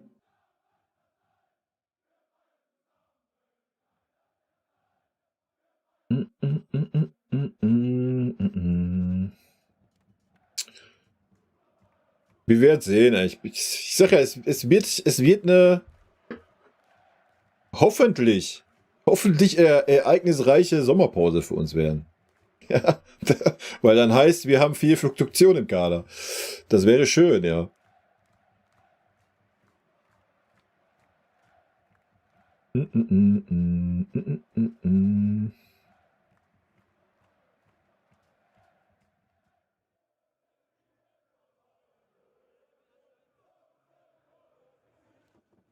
Peter Neuruhr wäre noch frei, ja. Nola seine Stunde hat geschlagen, meiner Meinung nach. Nola hat keinen Bock als Trainer.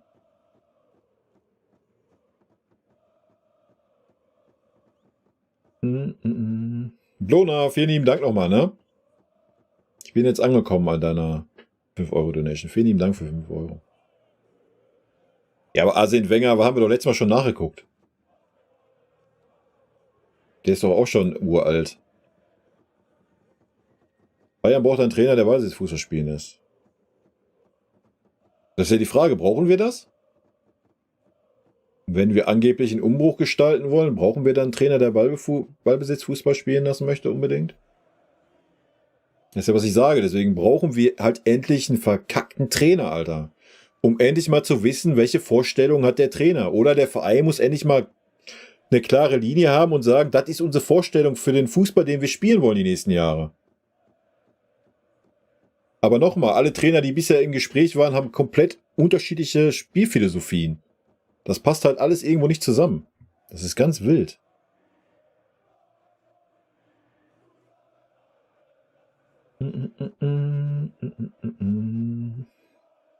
Ja, das weiß ich nicht. Ich habe mich mit Zerbi nie beschäftigt, aber kann ich nichts zu sagen. Für mich müssen Goretzka, Opa, Neuer, Müller, Gnabry abgegeben, beziehungsweise Karriere beenden. Ja, das muss jeder für sich ja wissen, ne? Ich hatte vorhin schon geschrieben, was mir so ein bisschen Sorge bereitet, dass sich jetzt alles so fixiert auf den Trainer und am Ende stehen wir da ohne Spieler, die gegangen sind oder neue Spieler, die gekommen sind, weil wir es komplett wieder verpennt haben. Das ist ja, was ich sage. Muss halt jetzt langsam aus dem Knick kommen. Oder wir machen es wie immer, wie es ja auch hier schon drin stand. Der Verein gibt die Philosophie vor, völlig fein, alles tutti, alles gut. Und ja, wenn der Trainer dann kommt, dann darf er sich seine 2 Spieler aussuchen, die er dann hoffentlich kriegt. Nicht so, wie es beim Tuchel war. Und gut ist, ja. Alles fein, dann do it. Aber ich denke, auch der neue Trainer, wenn du jetzt mit dem Trainer sprichst, so, was sagst du dem jetzt? So, du sprichst jetzt mit dem Trainer, du willst aber einen Umbruch machen. So, dann sprichst du mit dem Trainer und sagst, ja, wir wollen auf jeden Fall Spieler 1, 2, 3, 4, 5 abgeben. Ob das so klappt, wissen wir noch nicht. Wir wollen Spieler XYZ holen. Ob das so klappt, wissen wir auch noch nicht. Und was hast du so für Vorstellungen? Können wir das vielleicht irgendwie verbinden? Wie soll das laufen, Leute? Wie soll das gerade laufen? Das ist gerade eine Konstellation, die ist unterirdisch. Ja? Die ist wirklich unterirdisch. Es wäre doch super, das ist doch eigentlich der perfekte Zeitpunkt jetzt. Du hast einen Trainer, der ist jetzt da. Der ist jetzt da. So, die Saison ist zu Ende. Der ist jetzt da. Dann setzt du dich mit denen an einen Tisch, so. Natürlich guckst du schon vorher, dass er wenigstens zu deinen Gedankengängen passt, wie du Fußball spielen lassen möchtest. Dann setzt du dich mit dem zusammen, sagst du, guck mal hier, das ist der Kader. Dann sagst du dem, guck mal, Spieler XYZ. Nach unserer Auffassung ist der satt, der hat keinen Bock mehr, der identifiziert sich nicht mehr mit dem Verein. Würden wir gerne abgeben. Wie siehst du das? Was hast du für Vorstellungen? So, das ist doch, was uns gerade komplett abgeht. Und jetzt stell dir mal vor, du wartest noch, das dauert noch 4, 5, 6 Wochen, bis du einen Trainer hast. Wie es Uli Hoeneß sagte, ja, ist ja egal, wir haben ja keinen Zeitdruck. Das reicht ja, wenn er am 15. Juli zum Bundesliga, zum Saisonbeginn da ist. Nee, reicht es eben nicht. Alter. Und dann sind wir wieder bei Uli Hoeneß und seinen Vorstellungen, Alter. Der in einer ganz anderen Zeit mittlerweile lebt. Junge, Junge.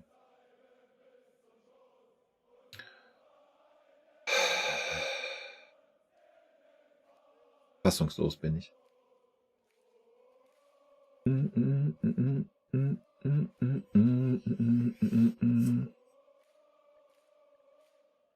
Ach, keine Ahnung, was mit Neuer ist. Wie gesagt, muss er sich auf Neuer draufhauen, aber Neuer hat natürlich nicht. Wie auch? Wie soll er noch das Level haben, was er vor der Verletzung hatte in dem Alter? Ja. Vorteil von Neuer ist seine Erfahrung, die er hat. Aber wenn du dann jetzt gesehen hast, was er sich für Klopper geleistet hat, ja, auch in super wichtigen Spielen. Ja, sorry, Alter. Bin sehr gespannt, ob der Nagelsmann ihn als unangefochtene Nummer 1 ins Tor stellt im ersten Spiel. Ich bin sehr gespannt. Ja, und Daniel Peretz hat man total wieder die Saison ignoriert, weil es so ist wie immer. Was wir vorhin gesagt haben, der ist unangefochten. Wie ist ein Kimmich, Goretzka, die sind alle unangefochten. Wir haben Spieler verpflichtet, die sind auf der Bank versauert, sind nach einem Jahr wieder abgehauen. Ja, warum? Warum verpflichtet man diese Spieler? Warum verpflichtet man Peretz? Wenn man lobt ihn hoch, boah, riesen Torwarttalent, super, geil, bla, Sülz. Und was macht man? Man wechselt ihn 17 Minuten ein, Alter. 17 Minuten. Als Dankeschön für seine geile Saison. Für seine geile Trainingsarbeit das ganze Jahr. Ja? Und dann redet man von mir, Samir, oder was? Junge, Alter. Sind wir wieder beim Tuchel angekommen, aber da gehen wir nicht mehr rein. Der ist zum Glück Geschichte. Nee, ein Fußballverein, also der FC Bayern hat immer eine Philosophie gehabt. Aber schön, dass du Tuchels Aussage hier reinkopierst. Wild.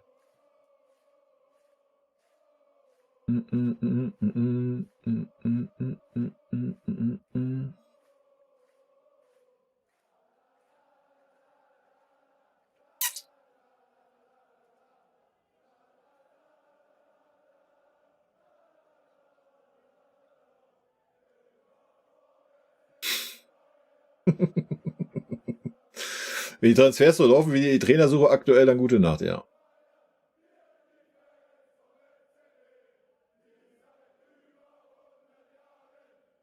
Ja, keine Ahnung, ich kann den Mourinho ganz, ganz schlecht einschätzen, was das anbelangt. Markus Weinziel, ja, der war mal gut, ne? Bis er dann das 2. oder 3. Mal bei Augsburg war und nach 3 Monaten wieder weg war, oder was war das für eine Geschichte? Auch wild. Wie gesagt, mir ist es am Ende ist es Wurst. Eber wollte spätestens Ende April einen Trainer vorstellen. Ja. Otto Rehagel nochmal vorher. Naja, wäre auf jeden Fall die Fortsetzung vom Tuchel-Fußball. Ist doch okay. Hinten reinstellen, die Nuno stehen, alles Typ Hevens. Und dann 2, 3 lange Bälle nach vorne. Irgendeiner wird schon richten, wa?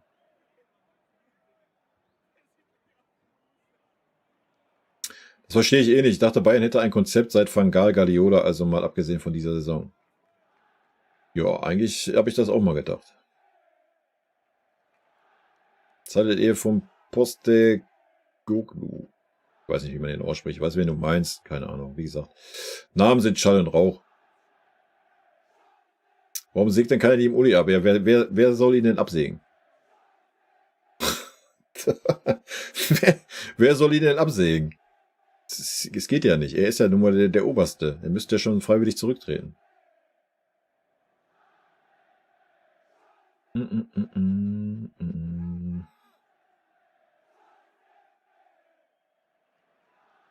Was? Ganz ehrlich, ich habe schon jetzt keine Lust mehr auf die neue Saison. Wer soll denn kommen? Eber mit seiner Aussage, das Beste kommt zum Schluss, da müsste er schon ein Kloppo oder Pep an der Angel haben. Ja, ich habe schon Bock auf die neue Saison. Geht doch alles bei 0 los.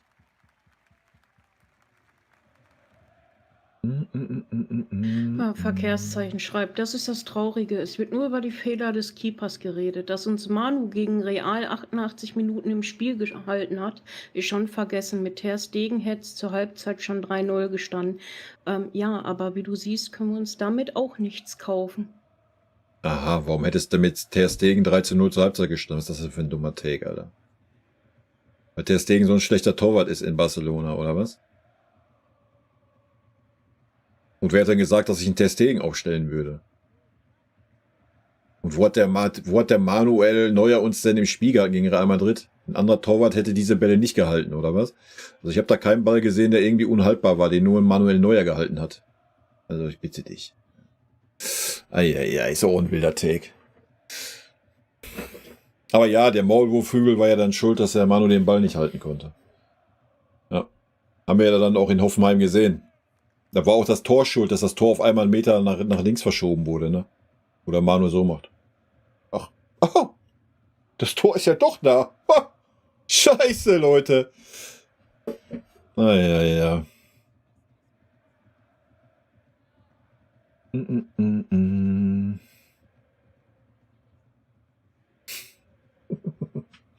Der Trainer kommt, wird eh nur eine Überlösung sein. Ja, das ist natürlich die Frage. Ja, das ist ja noch das andere Problem. So, die ganze Welt weiß, die ganze Presse weiß, Kloppo und sehr wahrscheinlich auch Guardiola, wobei man bei Guardiola nicht weiß, vielleicht will der auch noch ein Sabbatjahr machen, macht er ja auch öfter mal, sind nächstes Jahr wieder auf dem Markt. Vielleicht auch ein Alonso. Und jetzt stellt euch vor, du holst jetzt Trainer, was weiß ich, neben den Company zum Beispiel.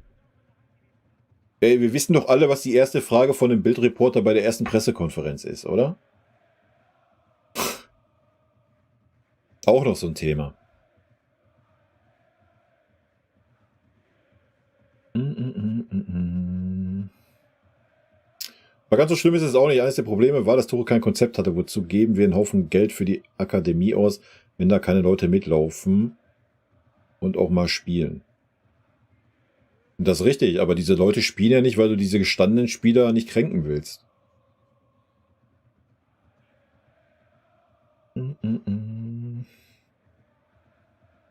Wer die Entscheidung bei im Verein trifft, Duke Sander, ist bei uns ganz einfach. Uli Hoeneß und Karl-Heinz Rummenigge. Niemand anderes. Die treffen die Entscheidung, was den Verein anbelangt. Max Eberl und Freund suchen Leute, suchen Trainer, gehen dann nach oben, klopfen an die Tür, fragen, hallo, können wir den nehmen? So, dann macht Uli so, Kalle so, dann nein. Machen beide so, dann ja. So werden die Entscheidungen in unserem Verein aktuell gefällt. Hat der Uli, ist nicht mal mein Take, ist das, was der Uli kommuniziert hat, ja? Hat der Uli im FAZ-Interview gesagt, hat sich da hingesetzt und hat das so gesagt. Also das denke ich mir nicht aus, ne?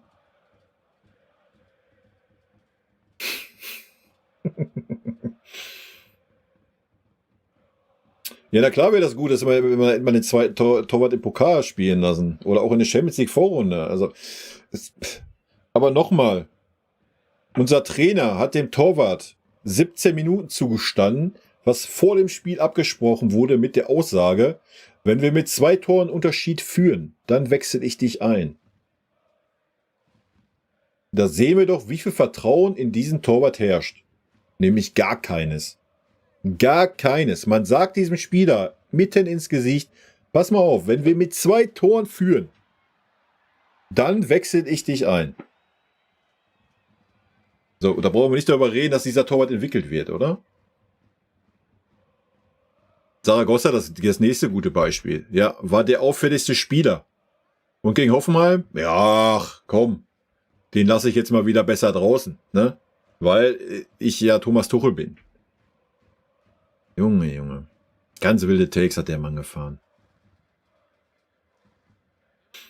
Bayern meldet sich nächste Saison, aber wartet, bis Klopp kommt, ja. Nur, dass Klopp nicht zu Bayern möchte. Weil er ja ein Dortmunder ist. Manuel Neuer wird schwierig nächste Saison. Nee, wird es nicht schwierig. Der wird die unangefochtene Nummer 1 sein und Feierabend.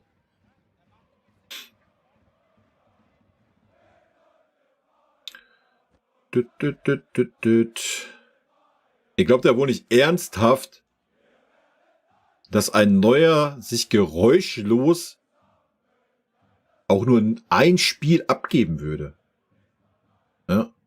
Erinnert euch mal, was der für Geräusche gemacht hat, wo sein Torwarttrainer entlassen wurde. Da wurde ihm das Herz rausgerissen von Vereinsseite. Das Herz wurde ihm rausgerissen. Ja, und da musst du absprechen, dass wir mit 2 Toren führen müssen. Dann darf der Peretz für 17 Minuten reinkommen. Mehr geht auch nicht, weil King Neuer sich sonst gekränkt fühlt. Und dann zeigt er so eine Leistung wie in Hoffenheim. Das zahlt das Vertrauen richtig zurück. Ja.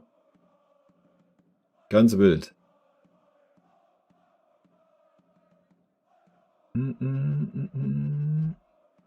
Ja, den Ter Stegen Take habe ich auch nicht verstanden, sorry. War auch, den habe ich auch nicht ernst genommen, Alter.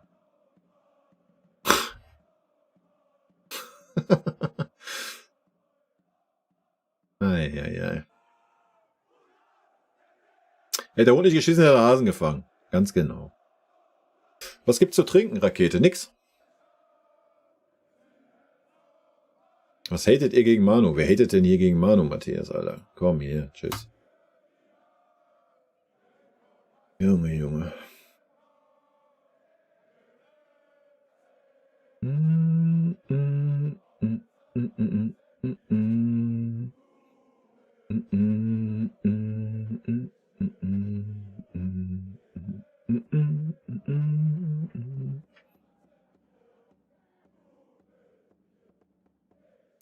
Wenn der Uli mal nicht mehr da ist, dann kommen erst die Probleme, denn dann beginnt der Machtkampf und jeder macht seinen eigenen Senf. Das glaube ich nicht. Weil vielleicht hat der Aufsichtsrat da mal wieder die Kompetenzen, die er haben sollte, nämlich ein Kontrollgremium zu sein. Weil normalerweise ist ja die Hierarchie klar, oder? CEO, die Vorstände, die führen den Verein und nicht 2 Herren, die im Aufsichtsrat sitzen.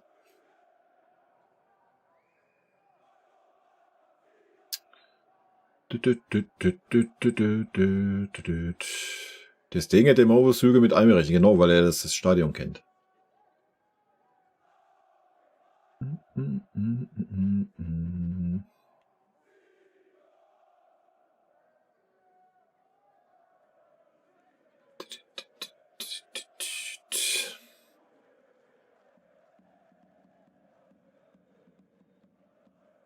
Ja, klar, das ist schon safe. Dass, wenn Pep aufhört, kommt er auf jeden Fall zu Bayern.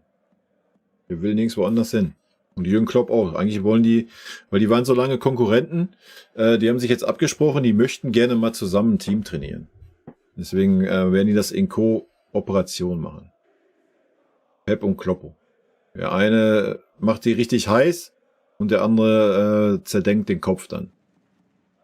So ein Ding wird das. Und mit viel Glück holen wir noch einen Alonso, der dann so der menschliche Faktor ist. Eieiei.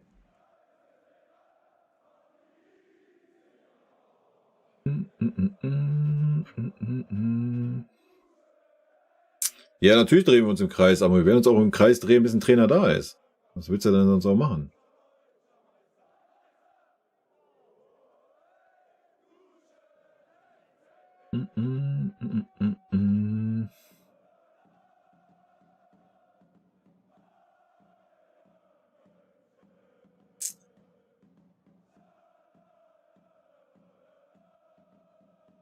Ja, das denke ich halt auch. Wenn man sich intern sowieso nicht auf eine klare Philosophie festgelegt hat, wird es weiter extrem problematisch, was die Trainersuche angeht. Da kannst du einen Namen in den Raum werfen, wie man will. Jo. Jo.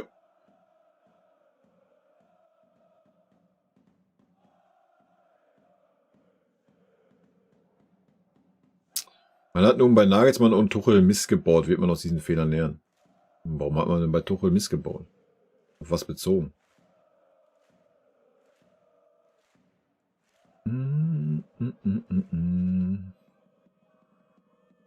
Ist ja schon mehr als offensichtlich, dass Kimmich und Goretzka irgendwelche Klauseln im Vertrag haben, so wie du schon meintest. Nagelsmann musste auch immer die spielen lassen.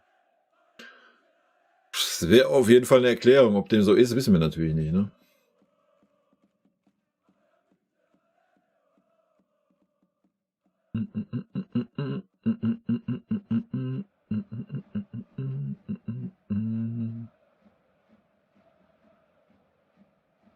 Ja, das wird leider vergrault werden und das ist ein Fehler für die Zukunft, da er echt sehr gut ist.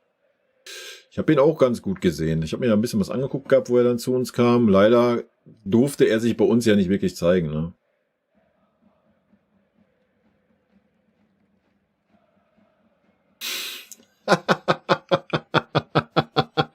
Okay, das ist der wildeste Tag, den ich in den letzten Monaten gelesen habe. Felix, 1997.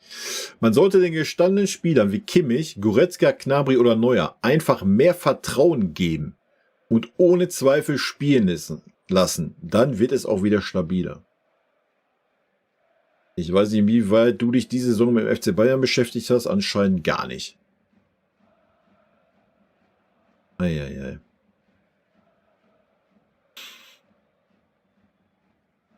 Wenn Alonso im nächsten Jahr überall scheitert mit Leverkusen, dann reden wieder alle ganz anders und keiner will ihn mehr bei uns. Denk mal an Wolfsburg, die waren auch mal Meister und was dann? Alter.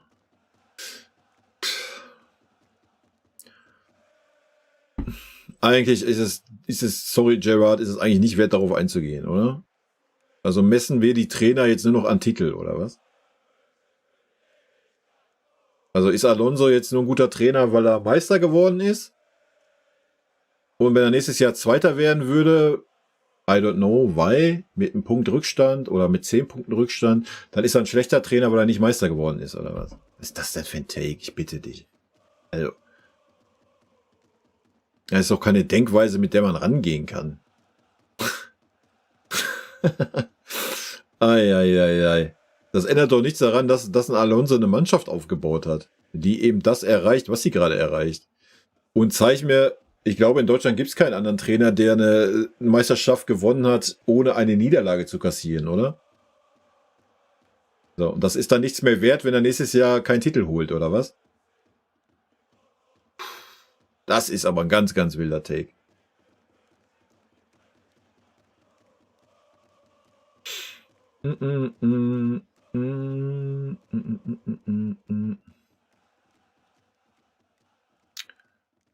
Eieieiei. Wild ist dein Lieblingswort, ja.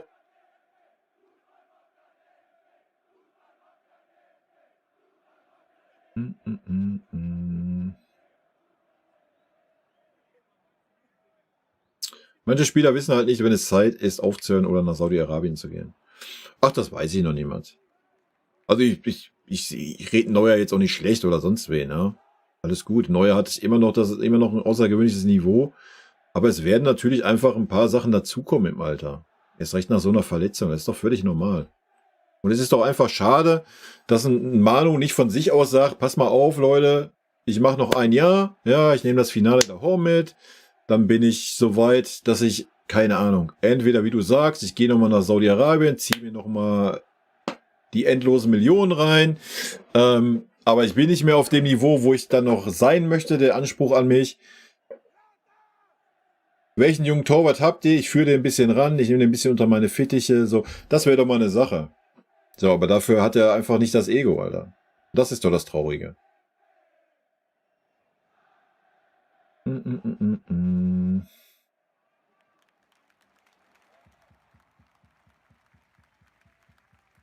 Da muckt kein Spieler auf, wenn Mourinho oder Zidane kommt, da kennst du unsere Spieler aber nicht. Unsere Spieler mucken ja auch nicht gegen den Trainer auf. Und ich glaube, da hat gar kein Spieler die Eier zu. Unsere Spieler gehen ja dann hinten rum zum Uli, zu dem oder stecken hier dem Plätti was. So, das ist ja die Vorgehensweise dieser Spieler. Die Spieler gehen ja nicht zum Trainer, sagen, hör mal, Thomas Tuchel, so hier, das passiert ja nicht. Ist ja bei keinem Trainer passiert. Ist nicht beim Kovac passiert, ist nicht beim Ancelotti passiert, bei keinem. Das geht alles hinten rum. So, das ist doch das Problem. Ist egal, was sie dann oder Mourinho für eine Aura haben. Also, willst du mir sagen, Ancelotti hat keine Aura gehabt oder Kovac kannst du mal außen weglassen? Ja, aber auch ein Tuchel hat Erfolge vorzuweisen gehabt. Ja. Trotzdem hat man ihn im Februar entlassen, weil die Spieler wahrscheinlich hintenrum gemacht haben.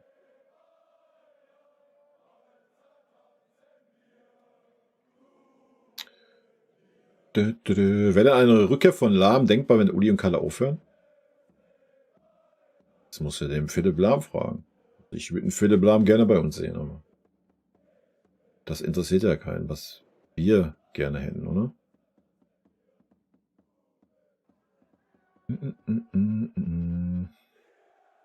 Wir erleben gerade den Fall eines Riesen. Ach, so weit würde ich noch nicht gehen. Das werden wir dann nächste Saison sehen, oder? Wir sind auf jeden Fall gerade am Wanken. Nennen wir es mal so. Wir sind gerade am Wanken und zwar schon ein bisschen mehr, ja? Und dann sehen wir mal, wie es nächstes Jahr weitergeht.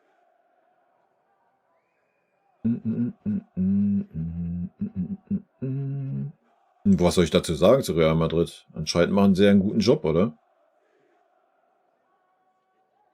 Was sollst du dazu sagen?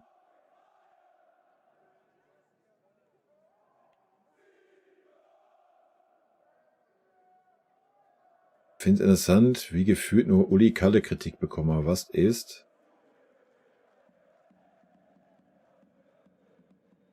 Was ist's? Und wo bekommen nur die Kritik? Bild.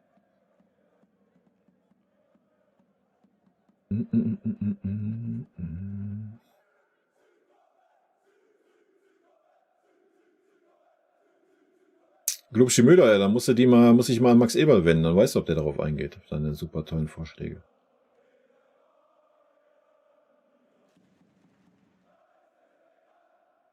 Ja, jeder, der das von Brian sagt oder von jedem anderen Spieler, der bei uns kaum gespielt hat, sorry. Lächerlich.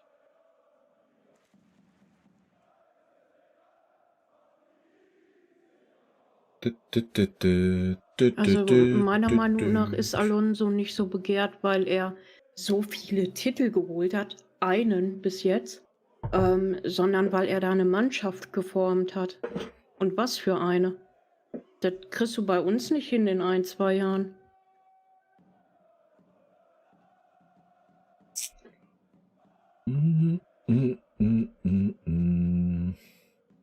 Bist so gespannt auf die Transfers, wenn es welche gibt? Ja, ich auch.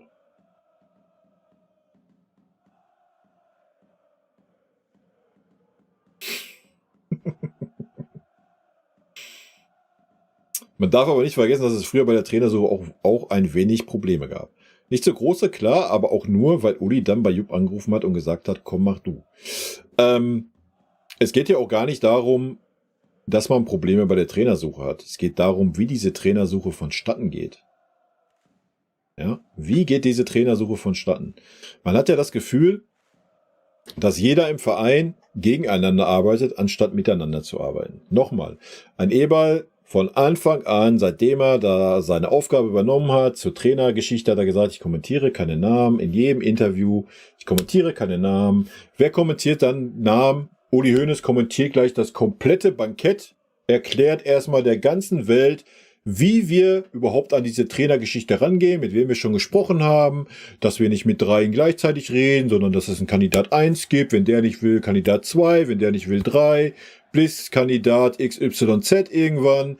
Der andere Ehrenpräsident, was heißt Ehrenpräsident, unser Präsident stellt sich dahin, sagt, ja, wir sind super Gespräche, ist schon alles fix eigentlich, morgen ist er da, dann sagt der Trainer am nächsten Morgen ab. Chrissy dieselbe Geschichte. Das ist doch die Farce. Es geht doch nicht darum, dass es dauert oder dass man nicht den Trainer kriegt, den man gerade will. Es geht doch darum, dass alles in der Öffentlichkeit ausgetragen wird. Und dass jeder in diesem Scheißverein das Bedürfnis hat, sich dahinzustellen und zu sagen, ich bin der Präsident Herbert Hainer. Ich habe was zu sagen. Deswegen ist das meine Meinung. Ja, das war schon bei der Nagelsmann-Geschichte so, ist jetzt wieder so.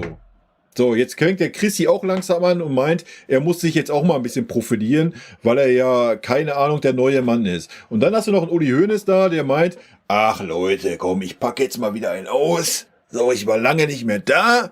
Ich setze mich jetzt in so einer scheiß FAZ-Geschichte hin und erzähle erstmal komplette Internas, wie der FC Bayern arbeitet und dass eigentlich ich und der Kalle das Sagen haben. Und alle anderen Laufburschen sind, die mich 3-mal am Tag anrufen müssen, weil ich den Max Eberl eingestellt habe. Und wenn er mich nicht mehr 3-mal am Tag anruft, dann kann er sich aus diesem Verein verpissen. Das ist doch das Problem. Leute, der kriegt schon wieder Puls, Alter. So, wie willst du denn da einen Trainer finden? Wie willst du da einen verfickten Trainer finden, der darauf Bock hat? Wer soll das machen? Wer soll das machen, freiwillig? Findest du doch nicht. Und dazu hast du dann auch das Problem mit den Spielern, Alter. Ja, Halleluja. Schönen Dank für nichts. Ja, die sollten halt einfach alle ihre Fresse halten in der Öffentlichkeit. Lass den Eberl doch machen. Und wenn das doch so ist, wie es nun mal ist, dass der Uli und der Kalle den Daumen heben und senken. Leute, alles gut. Macht das doch so, wenn ihr meint. Aber kommunizier das doch nicht nach außen, um dich dahin zu stellen als der Patron dieses Vereins, Alter. Halt doch die Gosche, mach das doch intern. Junge. Das ist doch das große Problem. Dann fühlt sich so ein Heiner, ja, ich habe nichts zu sagen, ich muss jetzt auch was dazu sagen. Halt doch deine Fresse, bitte. Junge, ey. Das musst du dir mal reintun. Und dann kommt man noch auf die Idee. Ja? Weiß ich nicht. Gefühlt 20 Absagen, wovon 10 in der Öffentlichkeit stattgefunden haben. Wisst ihr, was wir jetzt machen? Wir fragen jetzt einfach den Tuchel. Wir fragen einfach den Tuchel. Hä? Wir fragen den Thomas, der ist ja da. Vielleicht macht er das. Vielleicht macht er das noch ein Jahr. Ne? Und dann gucken wir nächstes Jahr noch mal. Ja? Und das kommuniziert man dann. Da werden Bilderchen geschossen, wie man sich am offenen Fenster hinstellt, bei einer geheimen Verhandlung. Na klar, na sicher. Und dann setzt sich der Trainer da schön hin in der PK. Ja, Herr Tuchel, sind Sie nächstes Jahr drin? Nee, ich bin kein Trainer, wir konnten uns nicht einigen. Ich habe keinen Bock. Ich habe dem Verein zum Ende jetzt nochmal den Mittelfinger gezeigt. Halleluja, was ein Bild in der Öffentlichkeit. Grandios, Männer. Lob und Anerkennung. So, wer soll das denn jetzt machen? Wie willst du jetzt noch einen Trainer finden, der sich auf diesen Mist einlässt? Und damit habe ich noch nicht mal angefangen, dass ein Uli Hoeneß Thomas Tuchel öffentlich in den Arsch getreten hat. Über was sollen wir uns denn noch wundern, Leute? Wer soll diesen Job denn bitte machen? Außer, wie es hier gerade genannt wurde, so ein Vincent Kompany, Alter, der noch nichts in seinem Leben gerissen hat. Ja, alles gut, schön, mach das. Mir persönlich am Ende des Tages egal. Aber du musst doch erstmal diese ganzen Probleme lösen, die da sind. Auch der Trainer, du kannst auch Mourinho holen, du kannst holen, wen du willst. Es wird kein Trainer Erfolg haben. Leute, guckt euch doch an, welche Trainer wir durchgeballert haben die letzten Jahre. Da war doch alles dabei.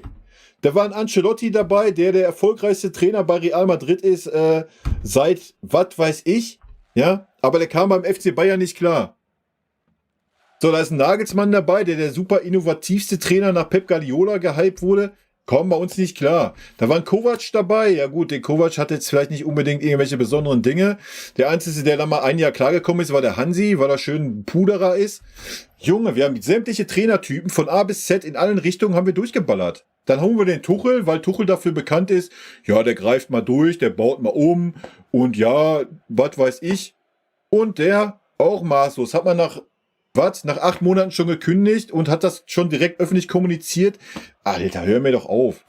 So, wir haben doch alle Trainertypen durch. Wir haben alle durch in allen Richtungen. Du hast den Flüsterer gehabt, du hast den Innovativen gehabt, du hast den gehabt, der sich an 100% an Gegner ausrichtet. Du hast alles durch. Du hast komplett alle Trainertypen durch. Junge, du musst ja endlich mal anfangen, dir mal im Verein klar zu werden. Wie ich gerade schon sagte, du musst mal wieder eine Einheit werden, Alter. Eine Einheit. Und dann spricht der Sportvorstand und kein anderer in diesem Scheißverein zu irgendwelchen sportlichen Dingen. Punkt. Und dann kannst du doch mal anfangen, Trainer zu suchen, Alter. Und dann kannst du mal anfangen, die Spieler mal in den Arsch zu treten. Junge, und was machen wir gerade? Wir haben gerade hier gelesen, wenn der Uli mal nicht da ist, gibt's einen Machtkampf. Was sehen wir denn gerade? Was sehen wir denn gerade? Wir regen uns darüber auf, dass jeder Spieler eine Ich-AG diese Saison war. Und jeder in dem verkackten Verein mittlerweile ist ein Selbstdarsteller in der Führungsriege. Jeder hat was zu sagen. Du brauchst ihn nur angucken, dann sprudelt's heraus. Das ist doch unser Problem. Wer soll sich das antun, Leute? Es tut sich keiner mehr an. Und dann wundert man sich, dass man Absage auf Absage auf Absage bekommt, Alter. Dann redet man eine Woche mit dem Nagelsmann, der eigentlich signalisiert, ja, eigentlich habe ich schon Bock, ja, alles gut soweit. Und dann kommt der Kalle, meh. So, Da redet man mit dem Rangnick, ja, der hat auch Bock, der kann sich das vorstellen, kommt der Uli. Mäh. Kannst du doch keinem mehr erzählen, Alter. Das ist nur noch traurig, was wir für ein Bild abgeben. Junge, Junge. Und da kannst du Namen hier droppen, wie du willst. Du kannst Namen droppen, wie du willst, die werden alle scheitern. Du könntest selbst einen Guardiola holen, du könntest einen Klopp holen, du könntest einen Alonso holen, du könntest die alle drei gleichzeitig holen, die würden scheitern, solange wir das endlich nicht mal in den Griff kriegen. Warum dringt denn jede Scheiße nach außen in diesem Verein? Weil es alles Selbstdarsteller sind, Alter. Es kann, habe ich ja vorhin schon gesagt, wer soll denn diese Infos weitergeben? Die kommen nur von oberster Stelle, Alter. Nichts anderes. Es muss dahin kommen, dass wir endlich eine verkackte Einheit wieder sind in diesem Verein. Junge, und wenn der Präsident angesprochen wird, Herr Heiner, was sagen Sie denn zu dem und den Trainer? Was sagen Sie denn dazu? Dann muss der sagen, pass mal auf, für sportliche Belange wende dich bitte an Max Eberl, unseren Sportvorstand. Dafür ist er da. Junge, dann wären wir schon mal einen Riesenschritt weiter. Katastrophe. So, jetzt habe ich meinen Monolog fertig. Junge, Junge. Das ist so das große Problem bei uns. Ja, und der Alonso wäre genauso gescheitert bei uns, Alter. Es spielt keine Rolle, wer sich da hinsetzt. Es müssen sich erstmal grundlegende Strukturen ändern in diesem Verein. Du kannst auch nicht einen Sportvorstand einstellen, Alter. Du stellst einen scheiß Sportvorstand ein. Ja? Überschüttest den mit Kompetenzen, mit Lob und dann setzt du dich noch kackendreist dahin als der Präsident dieses Vereins in der PK. Ja, Max Eberl ist der neue Sportvorstand. Ich weiß nicht, wie er heißt. Der scheidet aus dem Vorstand. Wir haben dadurch jetzt kurze Kommunikationswege. Wir haben nur noch 3 Vorstände, die alles entscheiden. Dadurch sind wir super schnell handlungsfähig. Wir sind super aufgestellt für die Zukunft. Alles ist toppi. Und dann hast du so eine Farce bei einer Trainersuche, wo du merkst, dass diese 3 People, die da jetzt die Vorstände bilden, einfach nichts zu sagen haben. Die haben nichts zu melden. Das ist eine Katastrophe. Das ist eine Katastrophe. Also entweder Uli Hoeneß und Kalle Rummenigge raus aus dem Aufsichtsrat, keine Ahnung, geh irgendwie 2 Jahre irgendwo ins Kloster, nimm nicht teil an der Öffentlichkeit oder geh in das operative Geschäft, schmeißen Eberl und Freund wieder raus, schmeißen Chrissy wieder raus, setzen den Kalle da wieder hin und den Uli und dann können die loslegen. Dann können sie zeigen, was sie können. Ja, aber der Uli stellt den Eberl selber ein und haut ihn dann so in die Pfanne durch sein FAZ-Interview. Das kannst du doch keinem erzählen, Alter. Das kannst du doch keinem erzählen.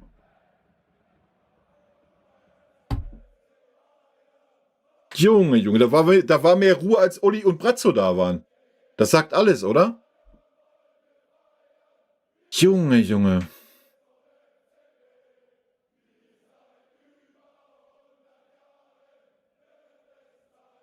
Junge, Junge, ey.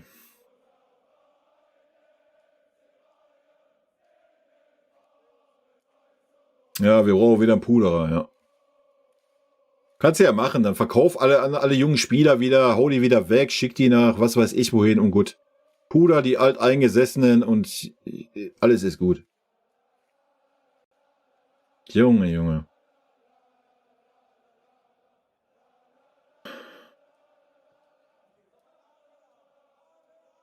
Hat keine Ahnung vom Fußball. Das weiß ich nicht, ob der Ahnung vom Fußball. Der war CEO von Adidas. Das ist seine Kompetenz. Weiß nicht, ob der mittlerweile Ahnung vom Fußball hat. Darum geht's auch gar nicht. Er hat einfach die Goschen zu halten, wenn es um Fußballthemen geht. Verweist du auf den Sportvorstand. Dafür hast du noch eingestellt.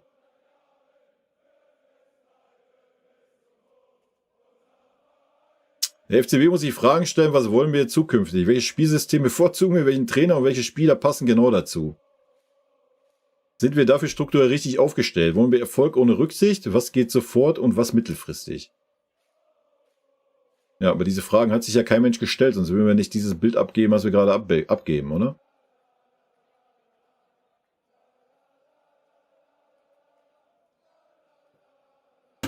Tschüss.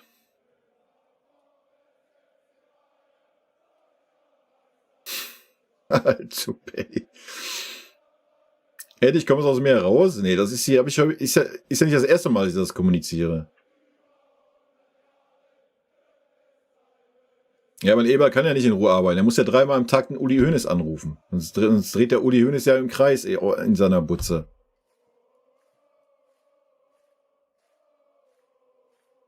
Ja, mit Sicherheit hat sich der Eberl die Arbeit anders vorgestellt. Er hat sich wahrscheinlich vorgestellt, yo, ich habe hier wirklich was zu entscheiden.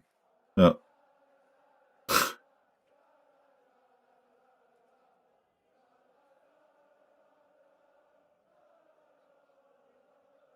Da nimmt sich doch keiner was von an. Headsport, ist doch scheißegal, ob ich da was spreche oder sonst was. Glaubst du nicht ernsthaft, dass du irgendwo durchdringen würdest zu diesen Herren? Du dringst doch nicht durch. Keine Chance.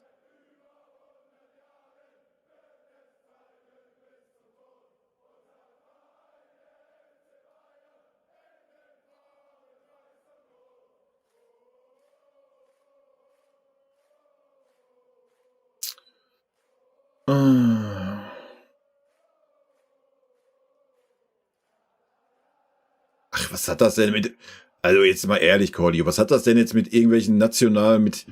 Es muss in unserem Verein halt wieder die Grundregel herrschen, dass die nationalen Titel wieder den höchsten Stellenwert für uns haben und alles andere ist das Zuckerle obendrauf. Alles, die das nicht verstehen, auch Spieler oder Vorstand, müssen entfernt werden. Ja, aber wir haben doch gerade ganz andere Sorgen. Wir haben doch gerade ganz, ganz andere Sorgen. Und natürlich sollte das die Grundeinstellung sein. Da brauchen wir wohl nicht drüber reden. Dass die Grundeinstellung aber nach 11 Meisterschaften eine andere ist, dass man dann sagt, oh, vielleicht wollen wir jetzt mal wieder international was reißen, ist ja verständlich, ist ja auch menschlich, ist ja alles gut. Aber das ist doch gerade nicht das Problem, was wir haben. Es wäre schön, wenn das mal wieder unser Problem wäre. Wenn wir nur darauf rumreiten müssten, zu sagen, oh, wir müssen mal den nationalen Titel ernster nehmen. Aber wir haben doch gerade ganz andere Sorgen. Wir haben ja noch nicht mal einen Trainer. Wir finden doch gar keinen Trainer. Das ist doch erstmal unsere erste Sorge.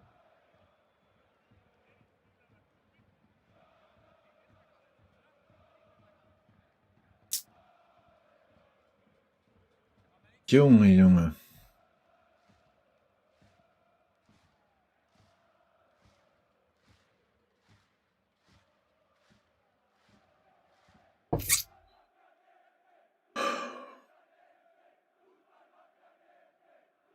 Ja, wir werden nächstes Jahr so oder so eine schwierige Saison haben. Also, da können wir ja auch noch kurz drauf eingehen. Also, was wird passieren, unabhängig davon, wer Trainer werden wird? Das spielt am Ende... Ich meine, guckt aufs Datum, werden wir sehen. Ja? Also, was wird passieren? Laut Eberl angeblich der Riesenumbruch. Eberl ist gekommen, hat gesagt, wir gucken uns die nächsten Monate jeden Spieler an und jeden Spieler, der nicht mehr für den FC Bayern brennt, werden wir austauschen. O-Ton, Max Eberl. Wenn wir das ernst nehmen würden, kannst du besagte 7, 8 Spieler definitiv austauschen. Ja? Sollte das passieren, heißt, die Spieler sind weg. Du wirst die Spieler vielleicht durch 3, 4 ersetzen, weil du ja schon genug andere junge Spieler auch da hast im Verein. Alles ist gut. Du wirst diese Spieler natürlich nicht auf diesem Niveau ersetzen, weil du da gar nicht die finanziellen Mittel zu hast. Musst du auch nicht. Man kann ja auch mal was entwickeln. Siehe Alonso in Leverkusen. Alles gut. Aber das dauert natürlich. Ja, das dauert. Das geht ja nicht jetzt, zack, wir haben die Spieler getauscht, wie im Managerspiel, alles ist tutti. Nee, natürlich nicht. Könnt auch da nochmal nach Leverkusen schauen, wie lange das da gedauert hat. Also, das ist Variante 1. Wir werden eine neue Mannschaft sehen mit einem neuen Trainer.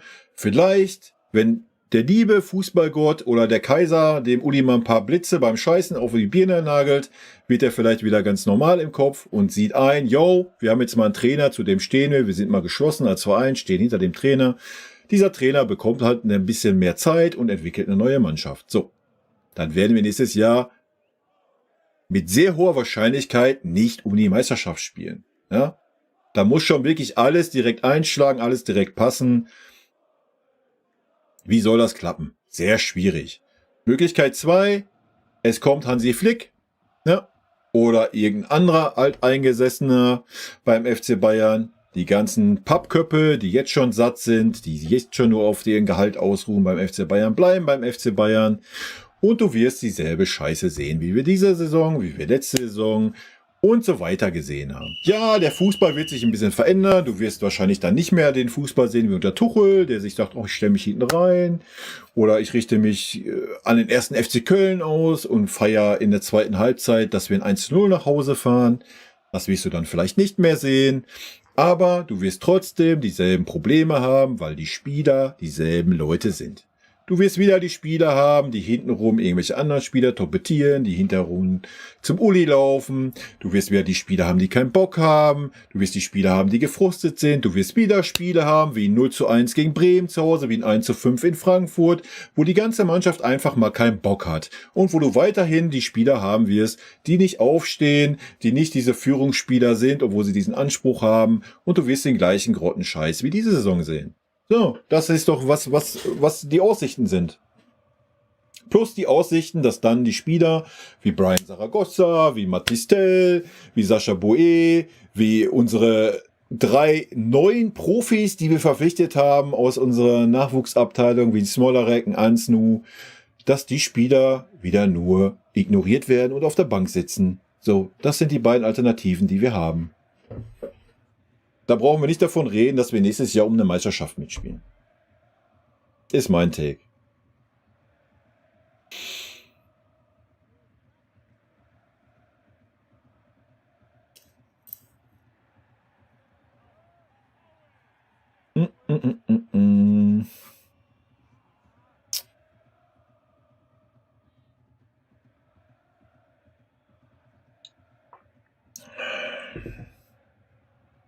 Ich weiß nicht, ob der Uli da persönlich angerufen hat.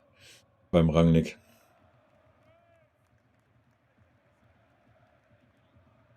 Wenn es so weitergeht, sind Eberl und Freund beide wieder weg. Ja. Gehe ich mit.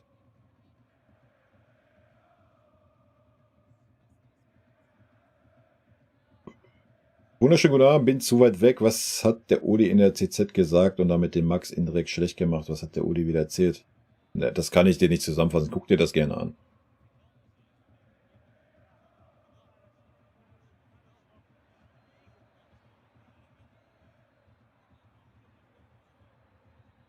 Eberl ist auch ein bisschen lost, wenn er ernsthaft geglaubt hat, er hätte bei den Bayern was zu entscheiden. Also ernsthaft. Ich weiß es nicht. Ich weiß ja nicht, was der Uli dem Eberl versprochen hat. Keine Ahnung. Da bist du ja raus. Da blickst du ja nicht mehr durch. Ja? Da blickst du ja nicht mehr durch. Also, ich meine, wir haben es mit Kahn und Bratze versucht, ehemalige Spieler, und das war ja anscheinend alles scheiße und ach komm, ich reg mich nur auf, Alter. Ich kann nicht noch weiter in diese Farce reingehen. Der Uli steht bald bei dir vor der Tür, wie damals beim Doppelpass. Er kann das sehr gerne mal tun, habe ich gar kein Problem mit.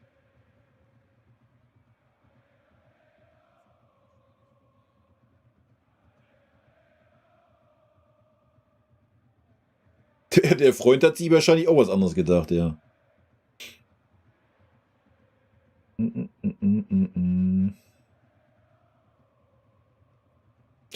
Keine Ahnung. Also,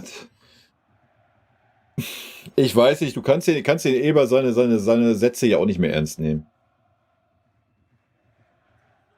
Und das ist noch nicht mal gegen den Eberl, ja, weil nochmal, der Eberl war ja nicht der sich öffentlich auch nur zu irgendeinem Namen geäußert hat, zu irgendeiner Sache. Es waren ja immer andere. Ja, es sind ja immer andere, die das torpedieren. Es ist ja nicht der Eberl, der das macht. Was ist eigentlich mit Makai? Der macht den World Squad, Chibi. Eieiei.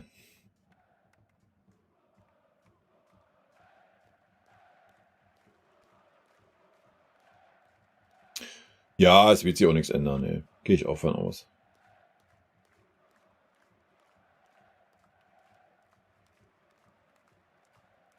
Jeder Suche, Kaderumbruch, vereinsinterne unterschiedliche Meinungen. Jeder hat die Meinung, seine Meinung zu äußern. Ja, na klar hat jeder die Meinung, seine Meinung zu äußern, Frau Sicker. Es wäre nur schön, wenn das die Herren eher vereinsintern machen würden. Dann ist doch alles fein. Dann haben wir doch gar kein Problem damit, weil wir es gar nicht mitkriegen. Weißt du? So, wir würden doch gar nicht wissen, dass der Aufsichtsrat entscheidet, wer Trainer wird oder nicht, wenn der Uli das nicht öffentlich geäußert hätte. Dann hätte man doch immer noch das Bild, ja, Max Eberl ist der Verantwortliche, Max Eberl hat das zu entscheiden. So, dann hätten wir doch immer noch dieses Bild. Ja, hätte er doch einfach die Goschen gehalten. Dann bräuchten wir uns doch nicht darüber aufregen. Wir haben 80 Millionen auf dem Festgeldkonto. Ja, weil die Bildzeitung das schreibt oder was. Komm, ist gut, ey. Ja, Umbruch warten wir seit Jahren drauf, ja. Könnt ihr gerne mal die YouTube-Videos von vor 2 Jahren angucken. Ja.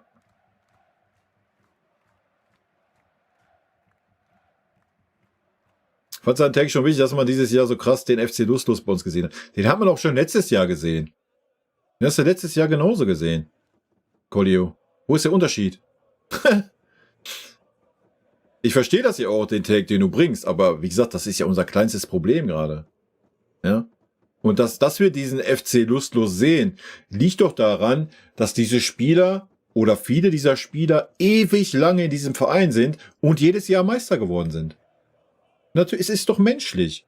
Das ist doch bei uns Fans nicht anders. Oder wollt ihr mir jetzt erzählen, ihr habt euch bei der 11. Meisterschaft genauso gefreut nacheinander wie bei der ersten? Nein! Hat keiner von euch, der alle 11 Meisterschaften miterlebt hat. So, und genauso ist das bei den Spielern. Das ist völlig menschlich und das ist ja auch okay. Deswegen reden wir reden über Leistungssport, Leute. So, und deswegen muss doch dann die Mannschaft durchgemischt werden. So, man hat es ja auch versucht. Oder Brazzo hat es versucht. Nehmen wir den Brazzo jetzt als Beispiel. Indem er Spieler verpflichtet hat, wie ein Gravenberg, wie ein Tell. So. Aber die Trainer haben halt nicht die gestandenen Spieler in Frage gestellt. Das ist doch das Problem der letzten Jahre gewesen. Die haben immer gespielt. Da kommt ein Thomas Tuchel, Alter, wo du denkst, oh, der Messias ist endlich da.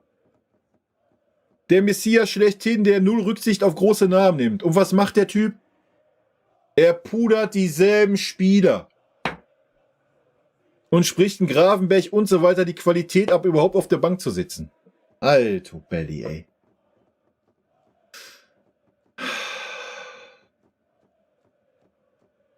Ach, Kimmich wirst du immer los. Kimmich wirst du immer los. Wenn du Kimmich loswerden willst, wirst du ihn los. Barcelona verkauft irgendein Stück Land oder was, dann haben die wieder 200 Millionen, dann können die auch das Gehalt von Kimmich zahlen. Das ist gar kein Problem. Wenn ihr wüsstet, wen wir schon alles sicher haben. Ganz genau. Ja? Also.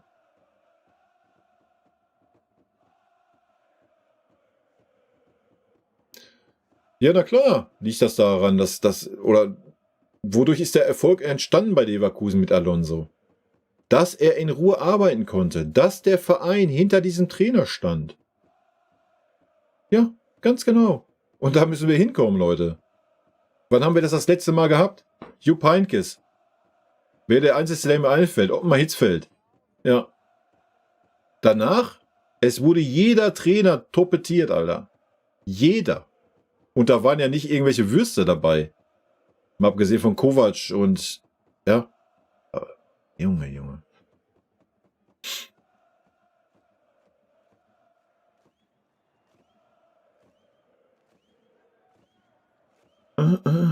Ich habe keinen neuen Trainer im Petto, nee. Weil ich ja gesagt, wir müssen gerade erstmal andere Sachen klären, ey. Ich sehe die nächste Saison nicht so negativ, aber wir schauen einfach, was passiert. Das hat doch nichts mit negativ zu sehen.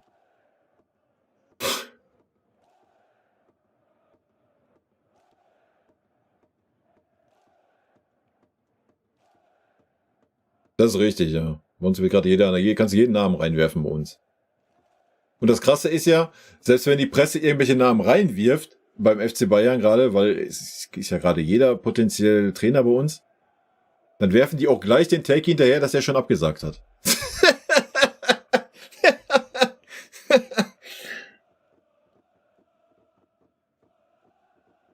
Ach ja. Mit Bayern muss man jedes Jahr rechnen, dass sie Meister werden. Aha.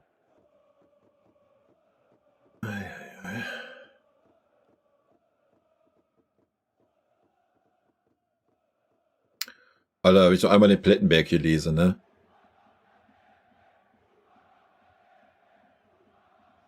Mario Müller, das hat der Eber getan, ne? Ich bin der Meinung, dass einer von den Bossen den Spielern einmal sagt, wer keine Leistung bringen kann, gehen. Das Geld sollten sie dann in junge Spieler investieren. Genau das hat der Eber ja gesagt. Der Eber wird natürlich jetzt daran gemessen werden, ob er das umsetzt.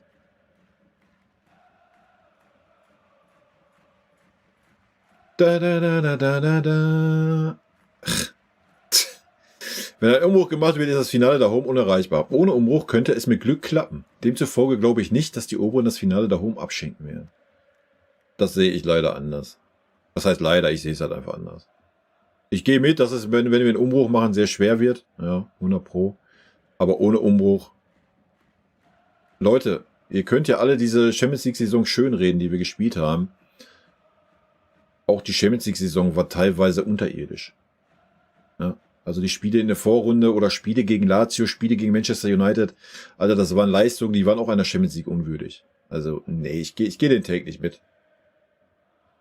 Rose wird den Hörer auch abnehmen, ja, muss aber wieder 35 Millionen nach Red Bull schicken, Alter.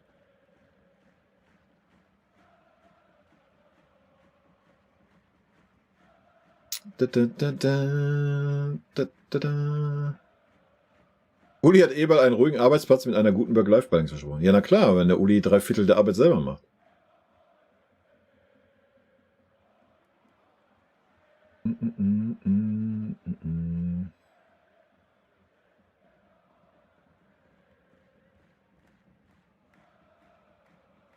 Ja, da ich das ja getan habe, Nedim, Alter. Tschüss. Hau einfach ab hier von dem Channel, Alter. Junge.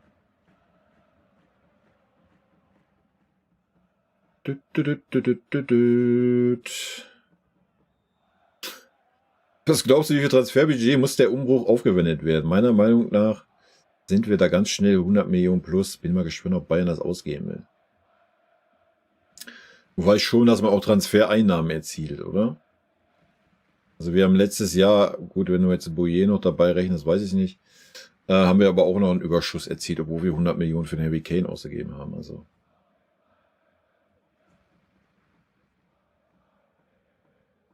Ja, na klar ist das gut, dass ein Eberl das nicht erst nach außen bringt. Das ist aber sein Job.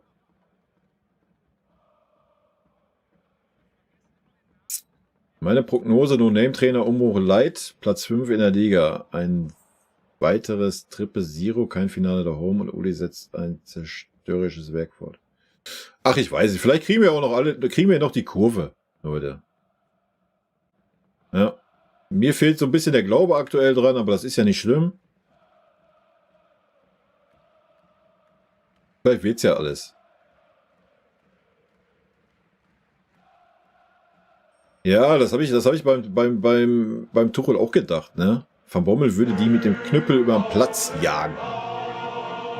Also ich habe das beim Tuchel auch immer gedacht. Und wenn du dann dir über die ganze Saison Revue passieren lässt und dir die ganzen Aussagen vom Tuchel anhörst auf den PKs, dann das hat man schon rausgehört, dass er auch nicht so durfte, wie er gerne wollte, oder?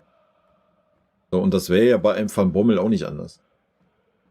Oder bei einem Magath. Ja.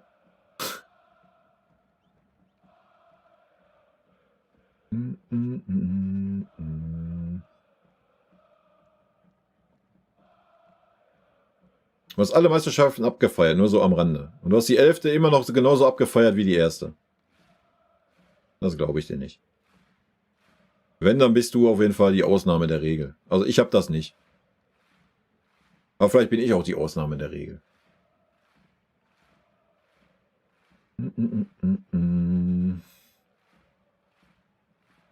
Ja, wie soll der BVB denn Kimmich-Gehalt bezahlen?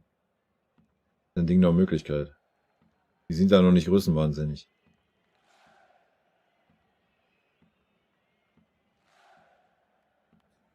Wenn Kenny im Sommer weggeht, dann kommt Lever wieder. Ja klar, was willst du mit dem Lever denn jetzt noch?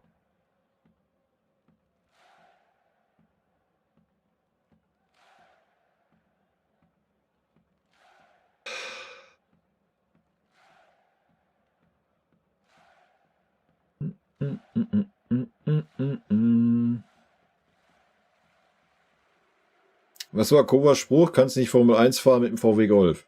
Der ist gut.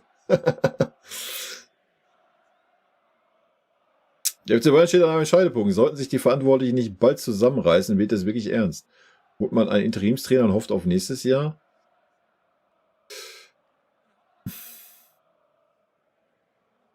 Wir werden es erleben, ne?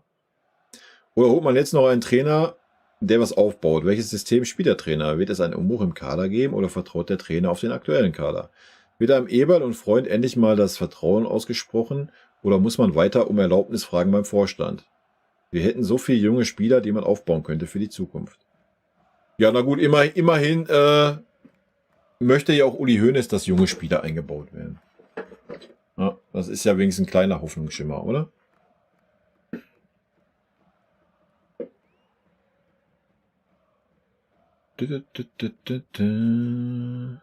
Heute hat zum x-ten Mal Roger Schmidt abgesagt. Wild.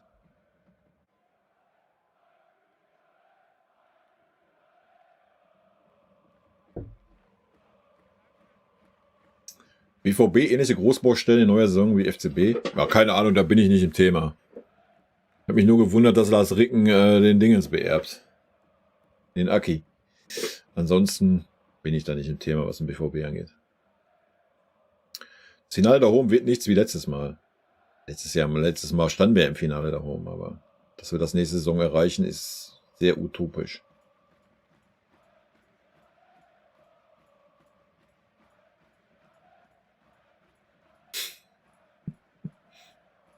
Ja, wie gesagt, das Finale da oben interessiert am Ende des Tages keinen, oder? Also mich persönlich poppt das auch nicht. Mich persönlich interessiert erstmal, dass wir wieder Spieler auf dem Feld sehen, die für diesen Verein brennen. Ja, das wäre doch das Wichtige. Und das in jedem Spiel und nicht nur im Spiel gegen Arsenal oder Real Madrid. Dann wäre ich persönlich schon erstmal zufrieden. Das ist eine Sache, worauf man aufbauen kann.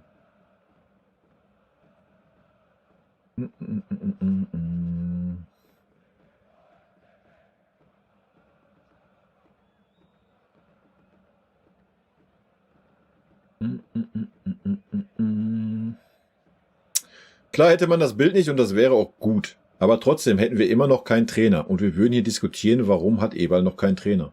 Ja, na klar würden wir darüber diskutieren und sagen, der Eberl, was ist los mit dem? Warum hat der noch keinen Trainer? Ja, natürlich würden wir das tun. Aber das wäre doch in der Öffentlichkeit eine ganz, ganz andere Diskussion, als wie die Diskussion, die wir jetzt gerade führen. Weil du dann noch Du hättest ja immer noch die Möglichkeit, andere Trainer anzusprechen, weil andere Trainer gar nicht wissen, dass Trainer A, B, C, D, E, F, G vor ihm die Kandidaten waren, die allesamt abgesagt haben. Das ist doch die Farce. Das ist doch die Farce. Wen willst du denn jetzt noch ansprechen? Wen willst du noch ansprechen, Alter? Der wirklich sagt, geil, ich bin eure 10. Lösung und ihr wollt auf mich bauen? Geil, ich habe richtig Bock auf euren Verein. Wer soll das denn tun, der nur so ein bisschen Charakter hat? Der Einzige wäre so Special One, den alles scheißegal ist. So ein Typ, ja. Ansonsten, wer soll das denn machen? Ja, dann Hansi Flick, weil er gerne Trainer sein möchte und nirgends woanders einen Trainerjob bekommt. Und wer sonst? Wer soll sich das bitte antun? Das ist doch die Farce an der Sache. Na klar, würden wir jetzt auch sitzen und sagen, ja, warum haben wir denn noch keinen neuen Trainer? Was ist denn los mit dem Eberl? Kann der das nicht? Ist er dumm? Ist er zu doof? Sonst irgendwas? Ja, natürlich würden wir das tun, weil wir uns Sorgen machen, weil wir Klugscheißer sind, weil wir im Nachhinein immer klugscheißen können. Natürlich würden wir das machen. Aber du hättest doch nicht das Gefühl, dass dein Verein einfach... Nochmal, wen willst du gerade ansprechen? Welcher Trainer, der nur ein bisschen von sich hält, tut sich das denn an?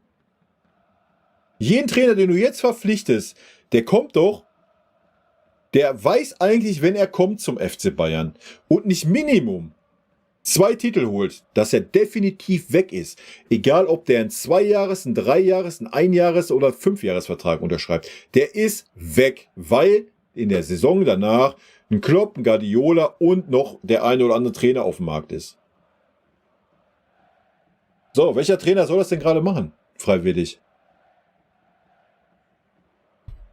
Ja, irgendeiner, der irgendwo noch nichts gerissen hat, der Bock hat, sich zu beweisen. Ja, na klar, der nutzt so eine Chance. Aber sonst? Wer soll das machen, Alter? Das ist doch die Farce an der Sache. Micho wird kein Trainer, Leute. Was ist los mit euch?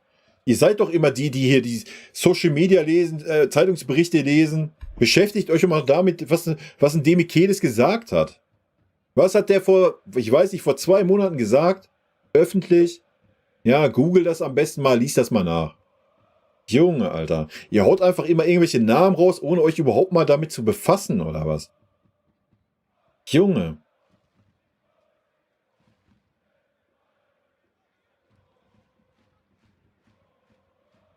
Willst Auge als Übergang nehmen? Ja. Mein Gott, nochmal, habe ich ja auch gesagt, wenn du dich jetzt damit beschäftigt hast, keine Ahnung, nächstes Jahr Guardiola oder Klopp, du sprichst sie an, die sagen, jawohl, ich habe Bock darauf, nächstes Jahr beim FC Bayern einzusteigen, dann nimmst du jetzt eine interne Lösung für ein Jahr und richtest, meinetwegen sagst du sogar, ja, komm, drauf geschissen, wir lassen den Kader zusammen, wir gucken aufs Finale da oben, bla, Sülz, ist mir egal, ja, aber da musst du auch klar kommunizieren, dass du in einem Jahr den und den Trainer hast. Mit allem anderen machst du dich unglaubwürdig mittlerweile. Junge. Ja, es interessiert keinen. Ich verstehe das auch nicht immer, dieses Geldgelaber immer. Ja, du musst jetzt 150 Millionen ausgeben, weil sonst bist du nicht der FC Bayern. Und, oh, der Spieler kostet nur 15 Millionen, der hat kein Bayern-Niveau. Oh, Eric Dyer ist ablösefrei, war nur Ersatzmann bei Tottenham. Alter, was ist das denn? Wie kannst du den verpflichten, der hat kein Bayern-Niveau? Junge, das sind auch die Takes. Kann ich mich auch dran hochziehen.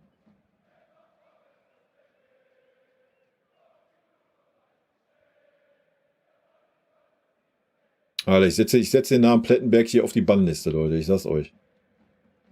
Ich setze den bis drauf wann? nächsten Stream. Bis wann willst du machen? Bis ich gleich unten angekommen bin. Max bis halb. Ja, Kompanie wird immer heißer. Leute, Nagelsmann wurde immer heißer. War schon bei uns. Soll ich weiterreden? Nein, oder? Ich rede nicht weiter, okay? Danke. Junge, Alter. Wer nicht schon alles heiß war bei uns, wenn nicht schon alles da war, wer schon unterschrieben hat. Wenn der Uli nicht persönlich angerufen hat. Junge.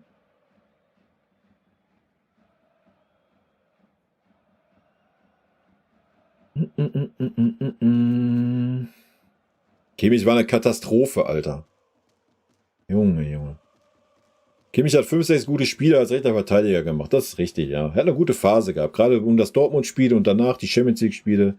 Da stimme ich dir zu. Alles andere danach war genauso grottig, wie er im Mittelfeld auch rumgekrabbelt ist.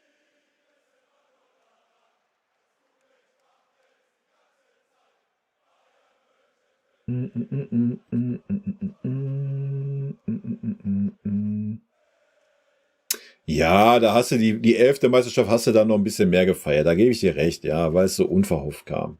Da hast du schon recht. Nimm halt die 10. Meisterschaft oder die 9. oder was. Aber es ist doch ganz normal, dass sich das abnutzt. Ja, das wollte ich doch damit nur sagen.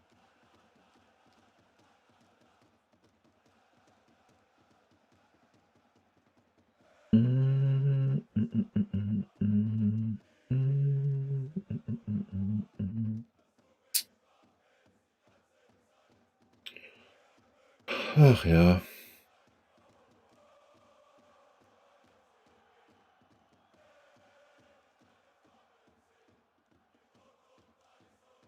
Ja, aber auf den Trichter ist man ja jetzt angeblich gekommen, dass die Spieler das Problem sind. Das werden wir auch erst nächste Saison wissen, ob man das wirklich so sieht oder nicht.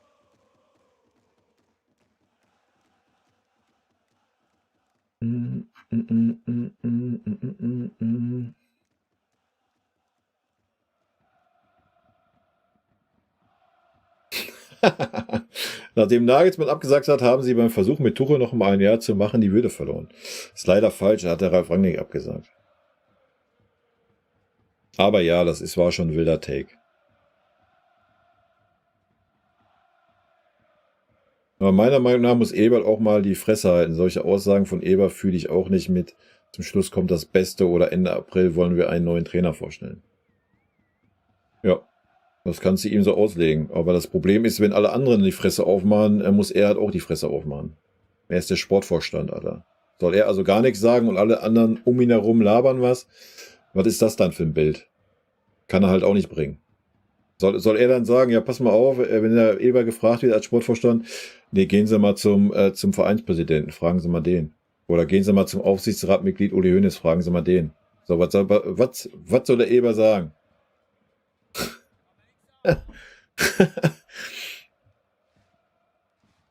Das ist so das Thema.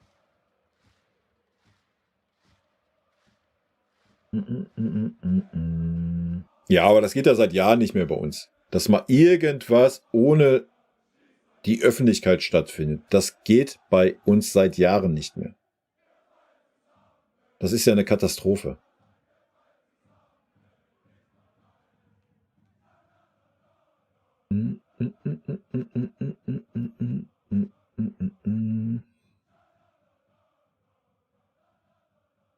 Ja, wenn den Trainern alle so viel gereizt hätte, Chico, dann hätten wir einen Trainer von diesen Trainern bekommen. Weil diese Trainer haben ja alle Interesse gehabt. Es ist ja nicht so, dass ein Nagelsmann oder ein Rangnick kein Interesse hatten.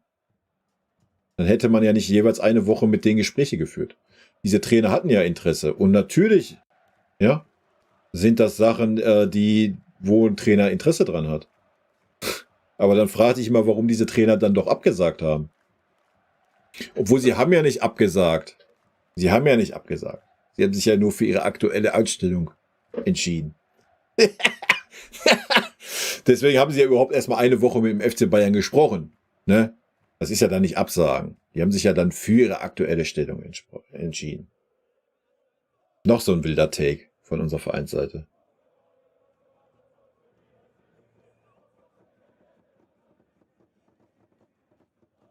Ja, das ist leider so, fällt mir schon. Ja, natürlich, es gibt genug Trainer, die sagen, ist mir scheißegal, was beim FC Bayern abgeht. Ja? Da brauchen wir nicht drüber reden. Wie gesagt, ich denke, so Mourinho ist das scheißegal. Und natürlich irgendwie so ein, ich meine, Markus Babbel hat es ja auch gesagt. Ja? Es gibt genug Trainer, denen das scheißegal ist.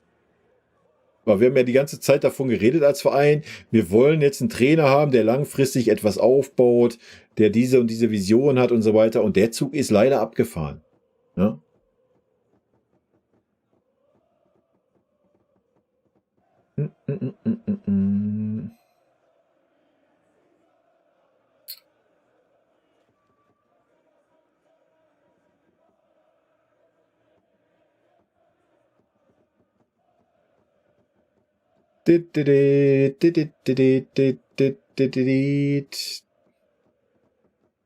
Alter, ist das dein Ernst oder was? Tschüss.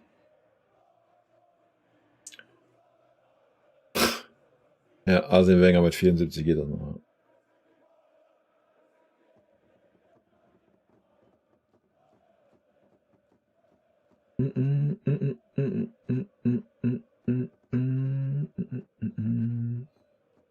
Vielmehr, wenn du mich jetzt meinst mit mal, sag mal, raffst du es nicht, Alter, dann verpiss dich hier bitte. Danke. Junge.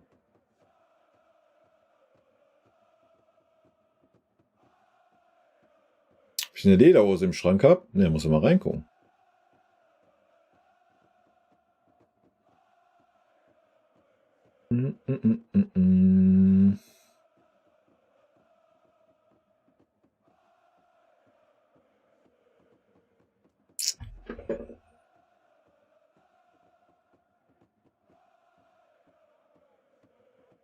Ja, genau, alle sind Platzwärmer für Klopp, ja, ganz genau.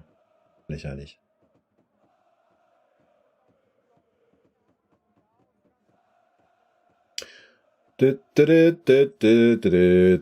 Ecken und Freistöße brauchen nichts zu sagen.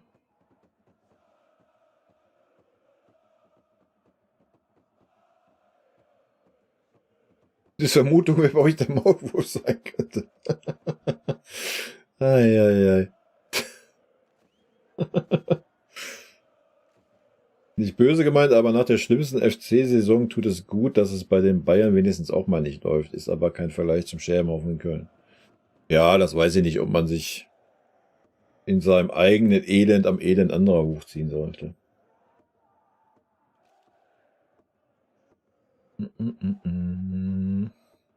Tenberg ist ein Maulwurf, genau. Hansi Wirtz wohl, der hat ein dickes Fell.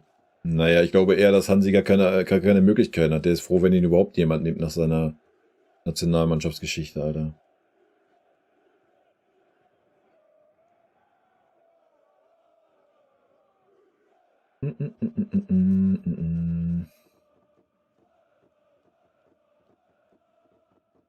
Ja, das stimmt, Vossika. Also da stimme ich dir zu. Mit dieser Italiener-Aussage habe ich ja gerade auch zum ersten Mal gehört.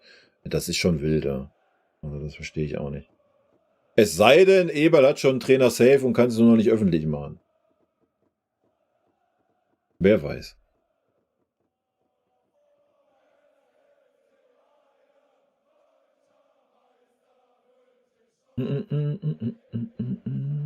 Vorsicke, hau rein, gute Nacht.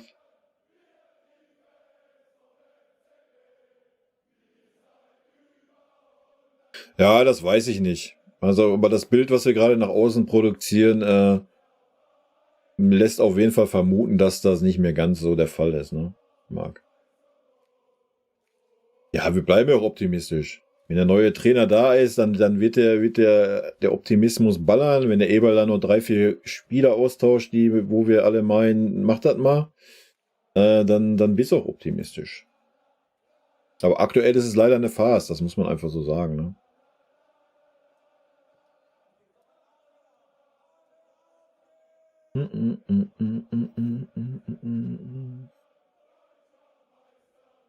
Schrank Kai sieht sie an, sie, ja, ganz genau. Den angekettet hier. Nee, ich habe kein Video geschaut. Ich gucke kein Video von irgendwelchen Presse-Heinis. Wenn es was zu vermelden gibt, wird der FC Bayern das tun, ma.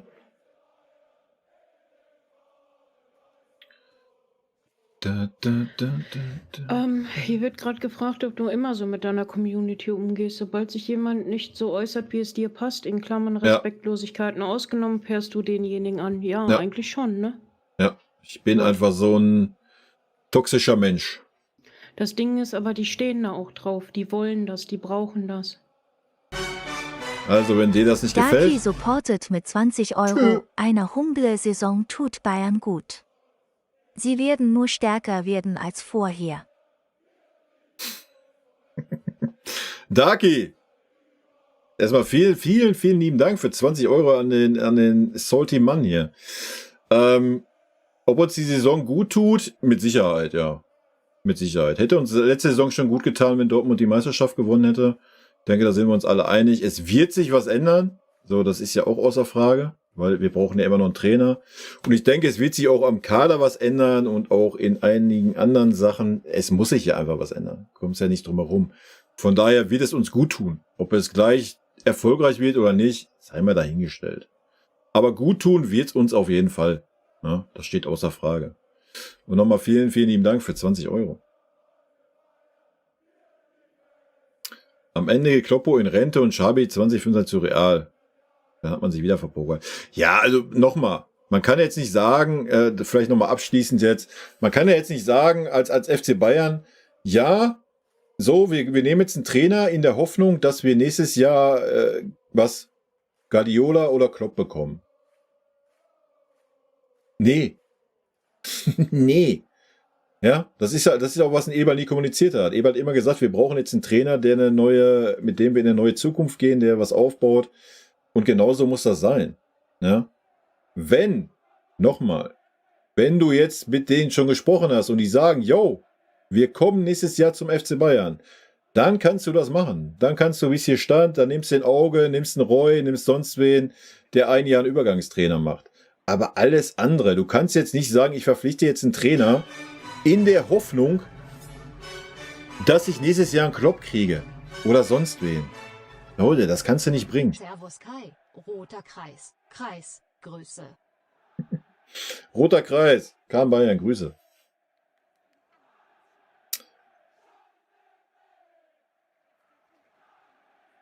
Ich glaube auch, dass Eber genug Alternativen im Kopf hat, aber die alte gute Tafelrunde macht. Ja, na klar, Dennis. Das ist ja der Konsens, ist meine Aussage, auf die ich hier gekommen bin. Ja, ich weiß nicht, wie ihr das seht. Einige sehen das vielleicht genauso, einige nicht. Das ist auch völlig fein. Aber der Eberl ist gerade mit einem Freund zusammen die ärmste Sau leider. Ja, die reißen sich den Arsch auf, sprechen mit Trainern, bringen Trainerkandidaten ran. Und nochmal, dann sagt entweder der Uli so oder der Kalle sagt so und dann ist der Trainer wieder Geschichte. Dann müssen sie sich um den nächsten kümmern. Also die beiden sind gerade die ärmsten Säue in unserem Verein, leider Gottes. Ja, weil die es halt nicht alleine entscheiden dürfen. So, die dürfen die Gespräche führen, dürfen machen, tun. Und wenn dann einer der Oberen sagt, ach nee, den mag ich nicht, ja, dann ist das Thema durch. Ja, und das ist ja das Problem, was wir gerade haben. Deswegen sind wir ja da wo wir sind. Ja.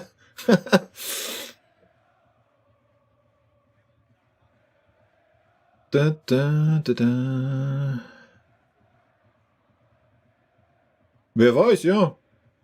Das weiß man noch nicht, was der Kloppo macht in einem Jahr. Vielleicht hat er Bock auf Nationaltrainer, vielleicht hat er Bock, irgendwo Sportvorstand zu werden. Was weiß man? Weiß man's? Also. Vielleicht hat er auch Bock, 2 Jahre Pause zu machen oder 3 Jahre, ne? Weil der Kloppo ist ein Trainer, Alter, das raubt schon, glaube ich, sehr, sehr viel Kräfte, wie er den Trainerberuf interpretiert. Man sollte Xavi Simons, Chris Führig schon durchziehen. Ja, wenn man diese Spieler kriegen kann. Aber die Spieler wollen wahrscheinlich auch wissen, wer Trainer ist, oder?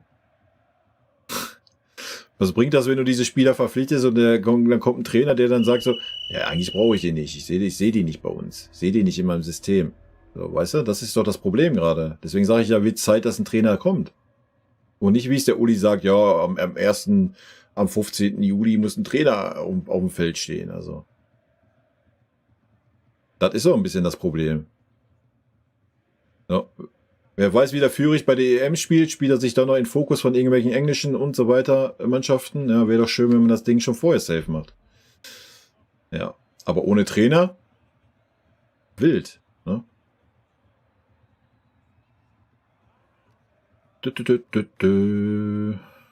Ja. Wahrscheinlich wird man den Kader nicht so radikal ausmisten. Ja. Wir werden es sehen. Es wird spannend werden, oder? Sehen wir es positiv? Es wird spannend werden. Wie in der letzten Transferperiode, die dann leider sehr enttäuschend war. Aber die kommende sollte ja um einige spannender werden, nach den Aussagen, die auch Max Eber getroffen hat. Bin ich sehr gespannt.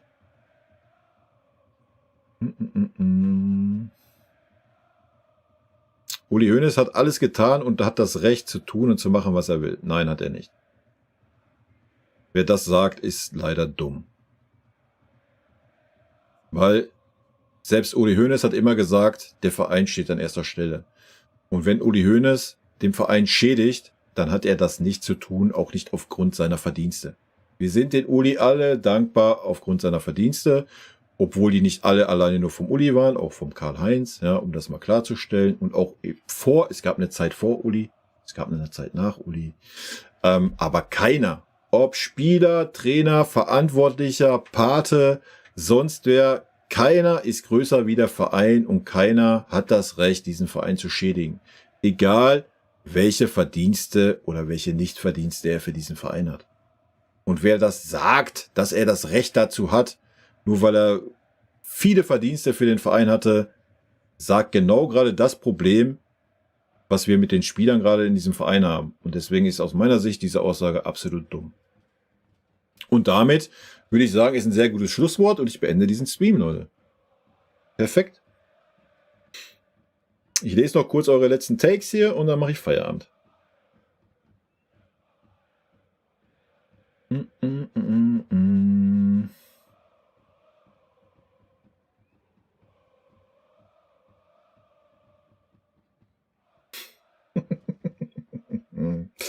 Ach, herrlich. Ich freue mich auf jeden Fall auf meine Saisonfazit-Videos. Ich denke, die werden sehr polarisieren, wenn ich hier die eine oder andere Aussage lese. Aber das kennen wir ja schon. Von daher bin ich sehr gespannt die kommende Woche. Leute, ich wünsche euch einen wunderschönen Pfingstmontag, Restabend. Morgen geht die neue Woche los. War einen guten Start in die neue Woche wünsche ich euch. Wie gesagt, Ende der Woche, im Laufe der Woche wird auf jeden Fall Richtung Saisonfazit und so weiter auf dem Kanal was kommen. Und auch in der Sommerpause, denke ich, werden wir ab und wann Stream machen. Also 18:30 Uhr montags steht eigentlich. Sei denn, es ist irgendwann tot. Aber selbst dann werden wir mit Sicherheit 1, 2 Themen haben, über die wir quatschen können. Leute, haut rein. Vielen lieben Dank, dass ihr da wart. Vielen lieben Dank an den Support. Und bis die Tage, ne? Tschüss. Nee, ich streame heute nicht mehr, Cordio. Morgen vielleicht. Obwohl morgen auch nicht. Morgen ist Dienstag. Also übermorgen vielleicht.